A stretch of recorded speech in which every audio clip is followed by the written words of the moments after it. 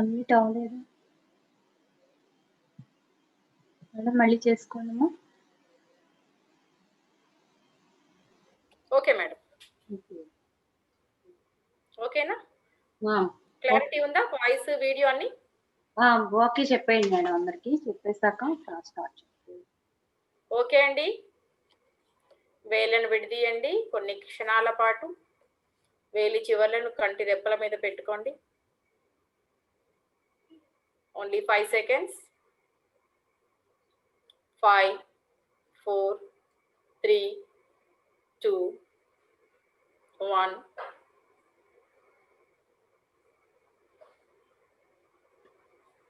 Zero. Okay అండి, నిదానంగా కళ్ళు తెరవండి. ఒకేసారి కాంతిని చూడకూడదు. మీ అరచేతిలో ఉన్న వెలుగు చూసిన తర్వాత మాత్రమే బయట ఉన్నటువంటి కాంతిని చూడండి. Thank you madam. Okay friends, madam గారు చక్కటి ఆత్మజ్ఞాన విశేషాలను మనకు అందజేస్తారు. ఆవిడ యొక్క ధ్యాన జీవితం గురించిన ఆవిడ అవగాహన, ఆవిడ పొందిన అనుభవాలు కూడా మనకు తెలియజేస్తారు. అందుకని మనం మేడం గారికి స్వాగతం చెప్దాం. ఈరోజు సిద్ధిదాత్రి అమ్మవారిగా ఆవిడని మనం ఆహ్వానించుకుందాం.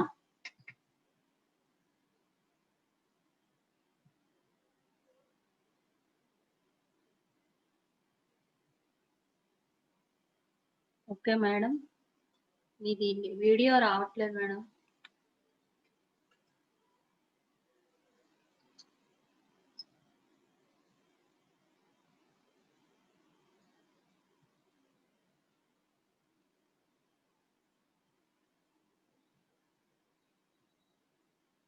మేడం స్కూల్ టీచర్ గా చేస్తున్నారు శోభా మేడం, ఖమ్మంలో.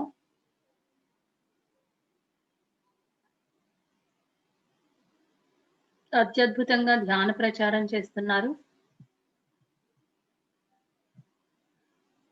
మేడం ఇది మ్యూట్ లోకి వెళ్ళిపోయిందా ఏంటి మళ్ళా?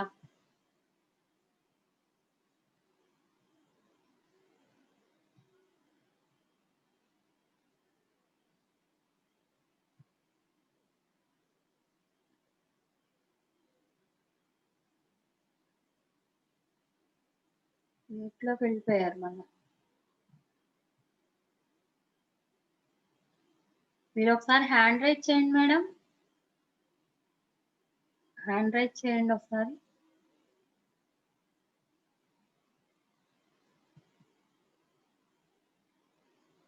ఓకే, కనెక్ట్ అవుతుంది.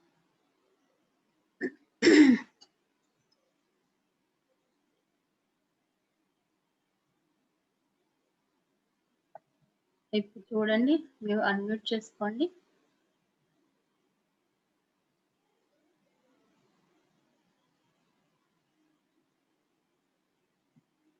అన్మ్యూట్ చేసుకోండి మేడం, అవట్లేదా?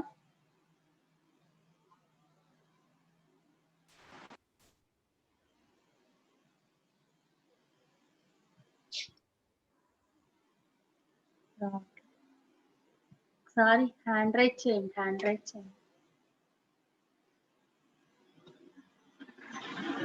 ఇక్కడక్కడ కనిపించట్లేదు.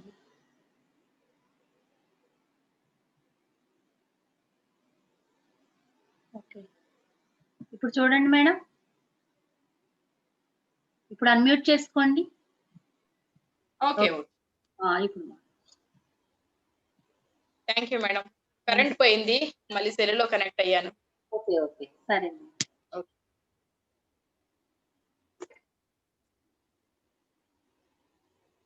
ఓకే మేడం, స్టార్ట్ చేయనా? దివ్యాత్మ స్వరూపులందరికీ ఆత్మ ప్రణామాలు. చక్కటి దసరా రోజున ఇంత మంచి అవకాశం ఇచ్చినందుకు మేడం గారికి మరొకసారి ధన్యవాదాలండి. అందరికీ దసరా శుభాకాంక్షలు. మరి 9 రోజులు అద్భుతంగా నవరాత్రుల యొక్క విశిష్టతతో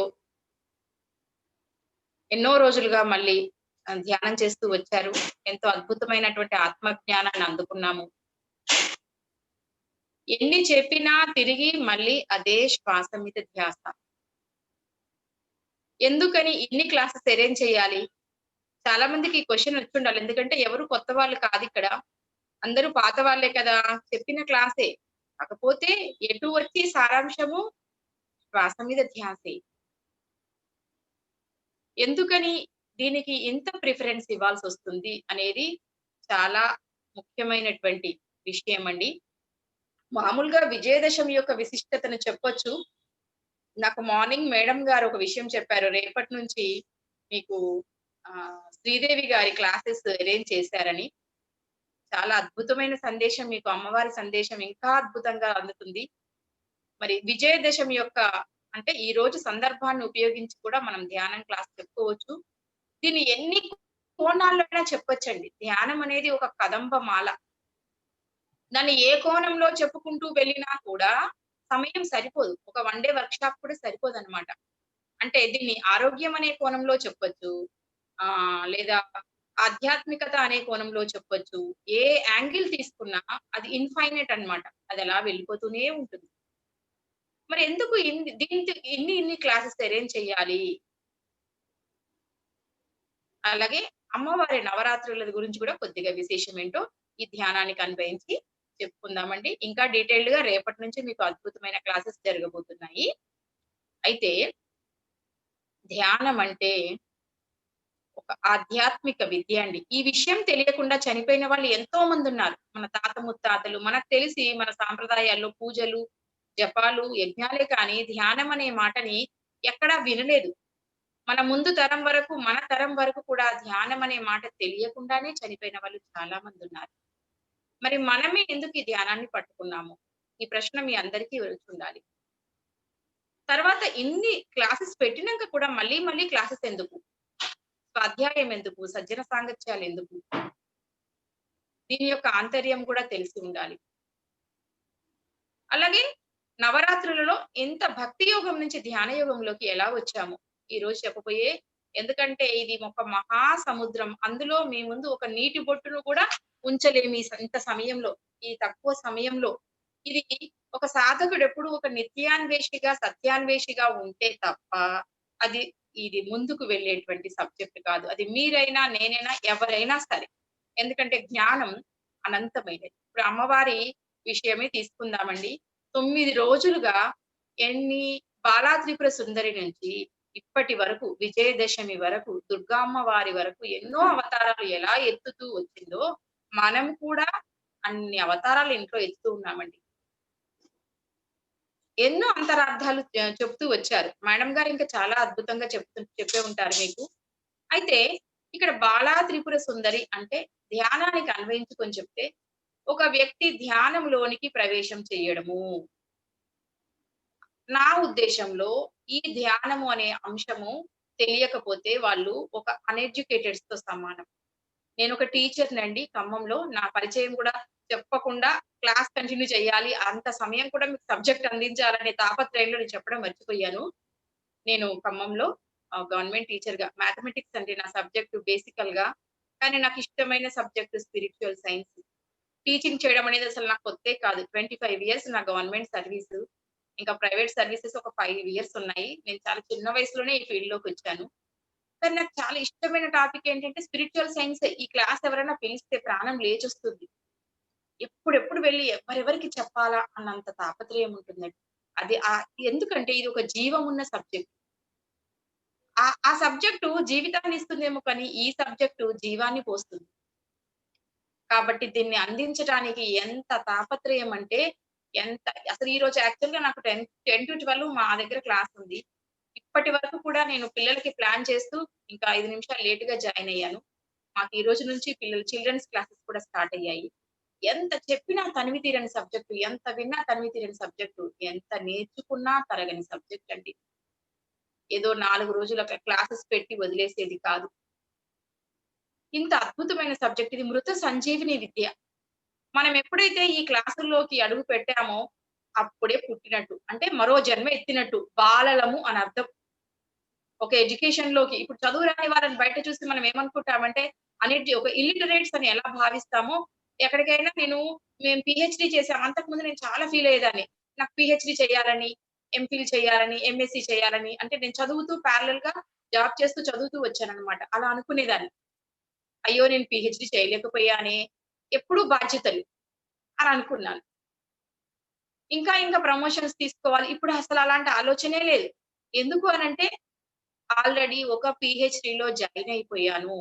ఆ పీహెచ్‌డీనే స్పిరిచ్యువల్ సైన్స్ అనే పేరుతో అందులో ఉన్న అంశం ఏమిటి అంటే నన్ను నేను తెలుసుకోవడం. ఆ పీహెచ్‌డీ చేస్తున్నా ఇప్పుడు. అది ఎప్పుడు సబ్మిట్ చేయాలి? ఎవరికి సబ్మిట్ చేయాలి? ఆ పరమాత్మకి, ఆ సృష్టికి సబ్మిట్ చేయాలి. అంత అద్భుతమైన సబ్జెక్ట్‌ని ఎప్పుడైతే మనం పట్టుకున్నామో మనమంతా బాల త్రిపుర సుందరులుగా ఒక బాలగా అవతారం ఎత్తినట్టే. అలా బాలా త్రిపుర సుందరి నుంచి ధాన్యలక్ష్మి, ధనలక్ష్మి, సంతానలక్ష్మి ఎన్ని లక్ష్ములు, విజయలక్ష్మి ఇంకా ఏ లక్ష్మి అయినా పెట్టుకోండి. ఇవన్నీ మన నిత్యవారి అవతారాలు. అంటే ఒక బాల నుంచి బాలింతగా తయారు కావడమే సాధకుడి యొక్క ముఖ్య లక్ష్యము. అంటే బాలగా ఉన్నప్పుడు మనం నేర్చుకుంటూ, బాలింత అంటే మరొకరికి జన్మనివ్వడము. అంటే ఇది మనకొక సహజ కుటుంబం ఉందండి. అందులో మనకొక ఇద్దరో, ముగ్గురో ఒకళ్ళో పిల్లలున్నారు. కానీ మనకు తెలిసిన విద్యను ఇంకొకళ్ళకి చెప్పడం ద్వారా, మన ద్వారా ఇంకొకళ్ళకి అందించటం ద్వారా, మనం ఆధ్యాత్మిక ఇప్పుడు మేడం గారి ద్వారా మీరందరూ ధ్యానంలోకొచ్చారు. అంటే వారంతా మేడం గారి సంతానం. ఆధ్యాత్మిక పుత్రులు. మీ ద్వారా ఎవరైతే మీకు ధ్యానంలోకి వచ్చారో వాళ్ళందరూ మీ బిడ్డలతో సమానం. అదే మన ఆధ్యాత్మిక సంపద. ఆధ్యాత్మిక పుత్రులు అంటే కడుపు నిండా పిల్లల్ని కనడం అన్నమాట. బాలా త్రిపుర సుందరి నుంచి బాలింతగా ఎదగడమే నవరాత్రుల ఉద్దేశ్యము అని నాకనిపించిన అంతరార్థం. పురాణాల అంతరార్థాలు ఎన్నైనా ఉండుండొచ్చు కావచ్చు. కానీ ఎప్పుడైతే మనం ధ్యానం చెప్పామో చక్కటి ఆధ్యాత్మిక కుటుంబాన్ని మనం తయారు చేసిన వాళ్ళమవుతాం. అదే మన అసలైన కుటుంబం. ఇదండి అమ్మవారి ఇక మిగతా అవతారాల వివరణ మీకు 15 రోజుల పాటు శ్రీదేవి మేడం ఏకధాటిగా నిన్న, మొన్న కూడా మేడం గారి క్లాస్ అరేంజ్ చేశా నేను. చాలా వివరంగా మనము అవి విన్నప్పుడు ఏమనిపిస్తుందంటే నేను మొదట్లో ధ్యానంలోకొచ్చినప్పుడు పూజలు మానేయాలా ఎంత బాధపడిపోయానో. ఎందుకంటే అమ్మవారి భక్తురాలిని.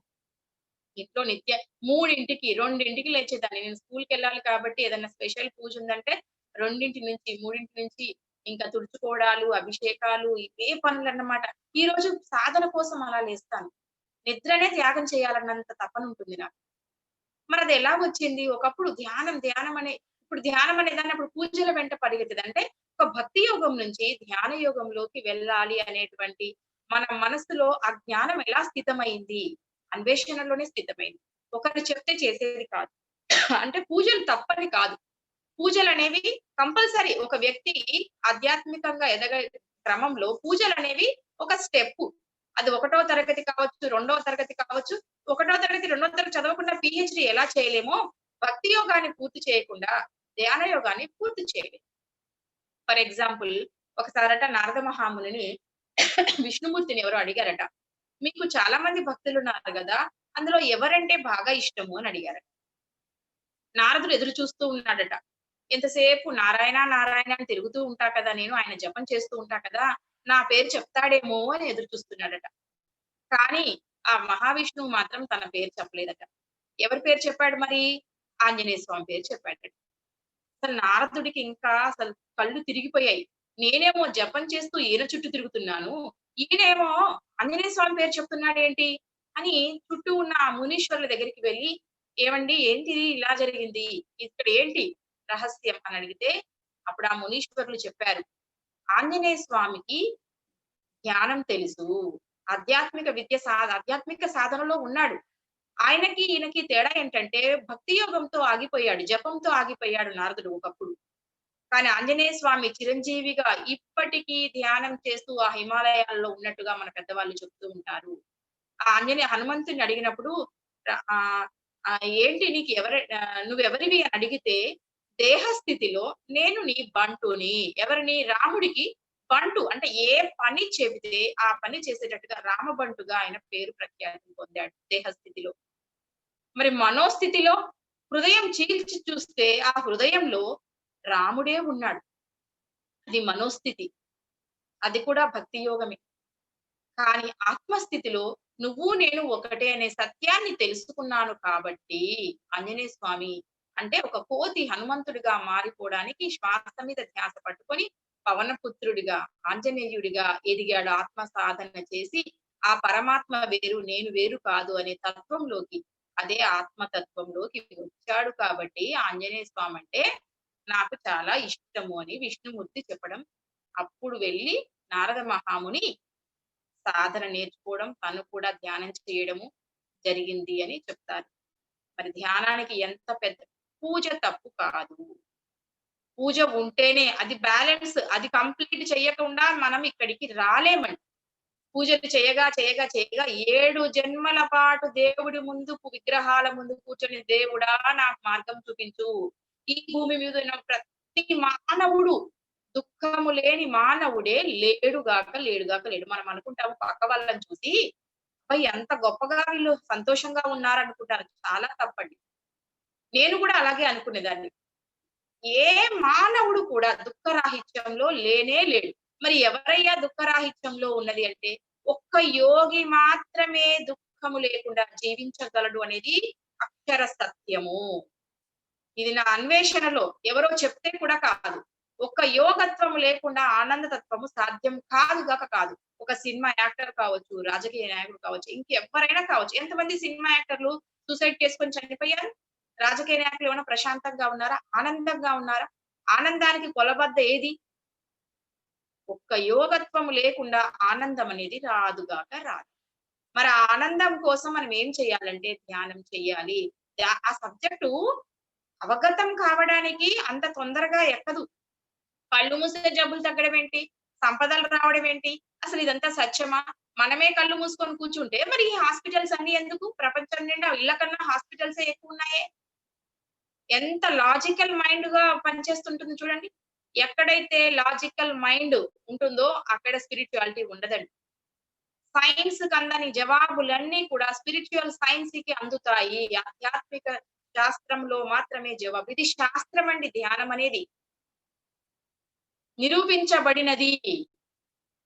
శాస్త్రము ఒకప్పుడు నలంద, తక్షశిల యూనివర్సిటీస్‌లో ఆధ్యాత్మిక విద్య పేరుతో ఆచార్య నాగార్జునుడు బోధించినటువంటి గొప్ప ఆత్మ విద్యని విదేశాల నుంచి ఎంతో మంది ఇక్కడికి వచ్చి చదువుకొని వెళ్ళేవాళ్ళు. ఈ రోజు మనం అమెరికాకి వెళ్లి యూఎస్ చదువుతున్నట్టు, యూఎస్‌కెళ్ళి ఎంఎస్ చేస్తున్నట్టుగా వాళ్ళందరూ ఇక్కడికొచ్చి స్పిరిచ్యువల్ సైన్స్ చదివేవాళ్ళు. ఇప్పటికి కూడా జబ్బు చేస్తే అరుణాచలం కొండకి వెళ్లి 3 నెలల పాటు అక్కడ ఉండి తమని తాము హీల్ చేసుకొని వెళ్తున్నారు స్పిరిచ్యుయాలిటీతో ఫారినర్స్. మనం మాత్రము యశోద హాస్పిటల్‌కి పరిగెత్తాలా? నిమ్స్‌కి వెళ్దామా? కిమ్స్‌కి వెళ్దామా? లేకుంటే ఆస్తులు అమ్మేద్దామా? మనమే చేస్తున్నాం. ఇక్కడ పుట్టిన విద్యకి ఇక్కడ విలువ లేదు. విదేశాలలో ఉంది. మీరు గమనించండి కావాలంటే నెట్‌లో కొట్టి చూడండి. రమణ మహర్షి కొండ మీద ఎంత అద్భుతంగా సాధన చేస్తుంటారో ఫారినర్స్ అంతా కూడా. ఇంతవరకు మనం దర్శించుకోలేదు. ఇవాళ చాలా మంది ఉన్నాం. అంత గొప్ప ఆధ్యాత్మిక విద్యకు నెలవు మన భారతదేశం. మనం మాత్రం దాన్ని పట్టుకోలేకపోతున్నాం. పైగా ప్రతిరోజు మనము లలిత సహస్రనామాల్లో ధ్యానం అనే మాట లేకుండా అసలు సహస్రనామాన్నే చదవం. విష్ణు సహస్రనామాల్లో కూడా ధ్యానం, వ్యాసం వశిష్ఠ నప్తారం శక్తే పౌత్రమ కల్మషం ఎన్ని సార్లు చదువుతున్నాం. అసలు ఆ వ్యాస మహర్షి ఎందుకు పుట్టాడు ఈ భూమి మీద? ఆయన జన్మ రహస్యం ఏమిటి? వ్యాసుడి యొక్క జన్మ రహస్యం మనందరికీ ధ్యానాన్ని అందించటం. ఇప్పటిదాకా చెప్తున్నానే దుష్కర్మను నాశనం చెయ్యడము. మనము సత్యనారాయణ స్వామి కథ చూడండి, సంతోషమాత కథలు చదవండి. మీరు ఎక్కడన్నా చూడండి. ఆనందానికే వెతుక్కుంటాం. ఆనందమయ జీవితం కోసం వాళ్ళు కథలు చెప్పేశారు. ఈ పూజ చేయండి మీరు కష్టాల నుంచి బయటపడతారు. ఆ పూజ యొక్క పరమార్థం ఏమిటి? అల్టిమేట్ గోల్ అంటే అంతరార్థంలో సాధన. కార్తీక మాసంలో శివారాధన పేరుతో 40 ఆ నెల రోజులు ఎంత చక్కటి ఈ ధ్యానంలో మనం ఏం నియమాలు చెప్తున్నామో అవన్నీ కార్తీక మాసంలో చేస్తాం. సముద్ర స్నానం చేసి శివారాధన చెయ్యడము. మన అంతరార్థాలన్నీ మన గ్రంథాలు ప్రతీదీ అవే చెప్తున్నాయి. సముద్ర స్నానం ఎందుకు చేయాలి? ఉప్పు నీటితో స్నానం చేసినప్పుడు సహజమైన సాల్ట్ అది. నేచురల్ సాల్ట్ తో స్నానం చేసినప్పుడు మన యొక్క ఆరా శుద్ధి కాబడుతుంది. మిగతా శరీరాలు క్లీన్ కాబడతాయి. అప్పుడు వెళ్లి ధ్యానంలో కూర్చుంటే మనసు శూన్యమవుతుంది. అందుకని మన వాళ్ళు సముద్ర స్నానాలు చేయమని చెప్పారు. ఇప్పుడు మనం సాల్ట్ వాటర్ తో స్నానం చేసే అంతరార్థం అదే. శివారాధన అంటే శివుడు చేసిన పని చేయడము. ఒక టీచర్ కావాలి అంటే టీచర్ ఏం చెప్తుంది? ఒక తండ్రి బిడ్డ తనకన్నా ఎదగాలి అనుకుంటాడు. నాలాగా చెయ్యండి మీరు నాకన్నా గొప్పవాళ్ళు అవుతారని ఆయన చేసి చూపిస్తుంటే, ఎవరు చెబితే వాళ్ళకి గుళ్ళు కట్టి పూజలు చేస్తున్నాం కానీ, వాళ్ళు చెప్పిన పని మాత్రం మనం చెయ్యటం లేదు. అప్పుడు వ్యాస మహర్షిని భూమి మీదకి రావడంలో ఉద్దేశ్యం ఏంటంటే, ఆయన తన ధ్యానంలో కూర్చొని మన దగ్గర ఉన్నటువంటి ఉపనిషత్తులు కానీ, అష్టాదశ పురాణాలు కానీ, ఇతిహాసాలు కానీ, ఏ గ్రంథం చూసినా దాని యొక్క సారాంశము ధ్యానమే. కానీ దాన్ని ఎవ్వరు చదవట్లేరు. చదివే వాళ్ళు ఎవరంటే ఒక ఉన్నత కులాలకు చెందిన వాళ్ళే అయ్యారు. ఆ చదివే వాళ్ళు చదువుతున్నారు కానీ ఆచరించటం లేదు. అప్పుడు వ్యాస భగవానుడు ధ్యానంలో కూర్చొని చూసి, దివ్య దృష్టితో చూసి అనుకున్నాడు. అబ్బా! ఈ గ్రంథాలేవి చదవటం లేదు. ఎవ్వరు చదవటం లేదు. చదివినా ఆచరించటం లేదు. 4 వేదాలు. వేదాలు కూడా అంతే. ఏ వేదాన్ని కూడా ఎవరు చదువుతున్నారు కానీ దానిలో ఉన్న ధ్యానం మాత్రం ఎవరు చేయటం లేదు. వల్ల వేయడానికి మాత్రమే ఉపయోగపడిపోయాయి. చివరగా 5వ వేదమైనటువంటి పంచమ వేదమైనటువంటి ఆంధ్ర మహాభారతాన్ని రాసి అందులో శ్రీకృష్ణ పరమాత్ముడి ద్వారా అర్జునుడికి భగవద్గీత చెబుతూ ఆ గీత ద్వారా శ్వాస మీద ధ్యాస అనేటువంటి విద్యను మనకు వ్యాస భగవానుడు అందించినట్టుగా పరోక్షంగా మనం చెప్పుకుంటాము. అంటే మనకి ఇప్పుడు దీన్ని బట్టి ఏమర్థమవుతుందంటే, మీరు పురాణాలు చదివినా, ఏ గ్రంథం చదివినా, ఇతిహాసాలు చదివినా, వేదాలు చదివినా, అయ్యో ఇప్పటిదాకా నేను అనుకునేదాన్ని ఇవన్నీ నేను చదవలేకపోయానే. మా ఇంట్లో చాలా మా మామగారు బాగా చదువుతూ ఉండేవాళ్ళనమాట. అవన్నిటిని నేను చదవలేకపోయా కదా అని బాధపడేదాన్ని. ఇప్పుడు నాకు ఆ బాధ లేదు. ఎందుకంటే వీటన్నింటి యొక్క సారాంశాన్ని ఒక్క వాక్యంలోకి తీసుకొచ్చారు మన బ్రహ్మర్షి పితామహ పత్రిజీ గారు. అదే శ్వాస మీద ధ్యాస. వాటన్నిటిని ఫిల్టర్ చేసి మొత్తం మిక్సీ చేసి ఫిల్టర్ కట్టి జ్యూస్ ఇస్తే వచ్చినటువంటి విద్య శ్వాస మీద ధ్యాస. ఇంకేం బాధపడాల్సిన పని లేదు. మనం ఏం చదవాల్సిన పని లేదనమాట. అది పట్టుకుంటే చాలండి. మన అంతరంగంలోనే ఒక ఆధ్యాత్మిక గ్రంథాలయం ఉంది. మన కణ కణాలలో ఆ జ్ఞానం నిమిడిపోయి ఉంది. ఎన్నో జన్మలుగా ఉన్నటువంటి ఆ సంస్కారాలు మన యొక్క కణాలలో ఫిక్స్ అయిపోయి ఉన్నాయి. ఇంకా నాలెడ్జ్ అంటారా? అసలు జ్ఞానం ఎక్కడో లేదు, మనలోనే ఉంది. మరి ఆ జ్ఞానం ఎప్పుడు తెరుచుకుంటుంది? మన అంతరంగంలో అంటే మనలో లేనిదేది ఈ విశ్వంలో లేదు కాబట్టి, ఈ పిండంలో లేనిది ఆ బ్రహ్మాండంలో ఏది లేదు. అక్కడ ఉందే, మన ఆ కణంలో ఉంది. చూడండి, సృష్టిలో ఏది ఉందో మన దేహంలో కూడా అదే ఉంది. 70% వాటర్ భూమి మీద ఉంటే మన బాడీ కూడా 70% ఆఫ్ వాటర్ ఉంది. పంచభూతాలతో అది నిర్మితమై ఉంటే ఇది పంచభూతాల నిర్మితమైంది. మనము కళ్ళు ముయ్యడమే తరువాయి. అది తెరుచుకుంటుంది కానీ కళ్ళే ముయ్యం కదా. కళ్ళు ముయ్యడం మహా కష్టం. మనము కళ్ళు ముయ్యము కాబట్టే ఈ సృష్టిలో ధ్యానం చెయ్యకుండా ఏ జీవి జీవించడు అనేది సత్యం. ఎలాగో చెప్తాను చూడండి. ధ్యానం అనేది ఇప్పుడు తెలిసింది. మనకు ఆ పేరు తెలియకపోవచ్చు కానీ ప్రతి జీవి ధ్యానం చేస్తుంది. ఎలా అంటే నిద్ర వేరు, ధ్యానం వేరు కాదండి. ధ్యానం అనేది ఒక ఆలోచన రహిత స్థితి. ఎప్పుడైతే మనం నిద్రపోతామో ఆ నిద్రలో శూన్యము. అప్పుడు కూడా బ్రహ్మరంధ్రం తెరుచుకుంటుంది. ఇక్కడ విశ్వశక్తి లోపలికి వెళ్ళడానికి ఒక సీక్రెట్ ఏమిటంటే మహాశూన్యం. మీరు కళ్ళు తెరిచారా, కళ్ళు మూసారా, నిద్రపోయారా కాదక్కడ. మీ మైండ్ ఎంప్టీగా ఉంది అంటే అక్కడ ఖాళీ ఉంటేనే విశ్వశక్తి వచ్చేస్తుంది. మనము ఖాళీ చేయం కాబట్టే సృష్టి ఎంత బాగా ఏర్పాటు చేసేసింది చూడండి. రాత్రి పగలు పేరుతో 2 భాగాలు డివైడ్ చేసేసింది. ఏదైనా కానివ్వండి ఆ టైంకు మనకు నిద్ర రావాల్సిందే, పడుకోవాల్సిందే. నిద్ర అనేది ఒక రకమైనటువంటి ధ్యానమే. ఎరుక లేనటువంటి ధ్యానము నిద్ర. ఎరుకతో నిద్రపోవడం ధ్యానం. ఇంకా 2 ఎక్కడ తేడా? ఎరుకే తేడా. ఎరుక చాలా ఇంపార్టెంట్ అండి. అక్కడ మనకు 1 గంట నిద్రపోతే 1 గంట ధ్యానం చేస్తే 4 గంటలు, 6 గంటలు కూడా, ఇప్పుడైతే 6 గంటలు కూడా అంటున్నారు. అంత శక్తిని తీసుకుంటాము. కాబట్టి ఇన్ని రోజులు నిద్ర పేరుతో అందరూ ధ్యానం చేస్తున్నారు కదా. మరి ఇప్పుడు ఈ రోజున్న పరిస్థితులలో మనకు టైం ఏమో చాలా తక్కువ. ఆ రాత్రి కూడా సృష్టి ఏర్పాటు చేయకపోతే మనం రాత్రి పూట కూడా వ్యాపారాలు చేసేస్తాం. సహజమైన నిద్ర రాకపోతే ఏ వ్యాపారం చేయాలా, ఏం సంపాదించాలా, ఎక్కడ బిల్డింగ్లు కట్టాలా, ఇంకా మనసు పరిగెత్తుతూనే ఉంటుంది. అందుకే నిద్ర పేరుతో, చీకటి పేరుతో చీకటిని ఏర్పాటు చేసి మనల్ని పడుకోబెట్టేసింది సహజమైన చీకటిలో సృష్టి. చాలా చక్కగా అందరము సృష్టి ఏర్పాటు చేసినటువంటి ఆ నిద్ర అనే ధ్యానంలో రోజు శక్తిని తీసుకుంటున్నాం. ఇప్పుడు మనం క్రియేట్ చేసుకోవాలి. ఎందుకంటే ప్రస్తుతం ఉన్న పరిస్థితుల్లో మనకన్నా మన బిడ్డలకు చాలా అవసరం. ఒక గ్రూప్ ఎగ్జామ్ ప్రిపేర్ అవ్వాలంటే పిల్లవాడికి 16 గంటలు ప్రిపేర్ అవుతారు. ఆ ఢిల్లీలో పిల్లలు చదివే పిల్లలు. వాళ్ళు ఒక ఎక్సలెంట్ కోర్స్ చదవాలి అనంటే. ఇప్పుడు మన పిల్లల హోంవర్క్స్ చూడండి వాళ్ళు ఎంత బాగా స్ట్రెస్ ఫీల్ అవుతున్నారు. మరి అంత టెన్షన్ తట్టుకోవాలంటే ఆ చిన్న మెదళ్ళు కానీ, ఈ చదువులు కానీ మనమంతా చాలా హాయిగా జీవితాలు గడిపేసామండి. బ్రహ్మాండమైన జీవితాలు, ఉద్యోగాలు మనమున్న ఆనందకరమైన వాతావరణం మన బిడ్డలకి లేదు గాక లేదు. పేరుకి లండన్‌లో ఉన్నాడు, అమెరికాలో ఉన్నాడు, సాఫ్ట్‌వేర్ ఉద్యోగాలు లేదంటే ఇంకా పెద్ద ఉద్యోగాలు. కానీ మనశ్శాంతి ఉందా ఒకసారి గ్రహించండి. వాళ్ళకి ఇంకా చాలా అవసరం. మరి 16 గంటల పాటు ఒక విద్యార్థి చదవాలి అంటే మరి ఎంతసేపు నిద్రపోవాలండి? ఆ నిద్రను తగ్గించే షార్ట్ కట్ వే మెడిటేషన్. నిద్రలో వచ్చే లాభాలు కొన్ని వేల రెట్లు ధ్యానంలో వస్తాయి. అది వేరు, ఇది వేరు కాదు. నిద్రలో మనకి ఎన్నో కోటాను కోట్ల కణాలు పుడుతున్నాయి. ఒక పుట్టిన బిడ్డ పడి పడి నిద్రపోతుంటాడు. అంటే ధ్యానం చేస్తున్నాడు. మనం కూడా సహజమైనటువంటి ధ్యానము. ఇప్పుడు ధ్యానం చేసామనుకోండి నిద్రపోయినట్టే. తక్కువ సమయంలో ఎక్కువ శక్తి తీసుకోవాలంటే ధ్యానం అనే నిద్రను పోవాలి. అంతే ఇక్కడ ఏం లేదు. లాజికల్ మైండ్ ఇంకా ఉపయోగించాల్సిన పనే లేదు. ఎక్కడైతే లాజికల్ మైండ్ ఉంటుందో అక్కడ స్పిరిచువాలిటీ అవ్వదు గాక అవ్వదు.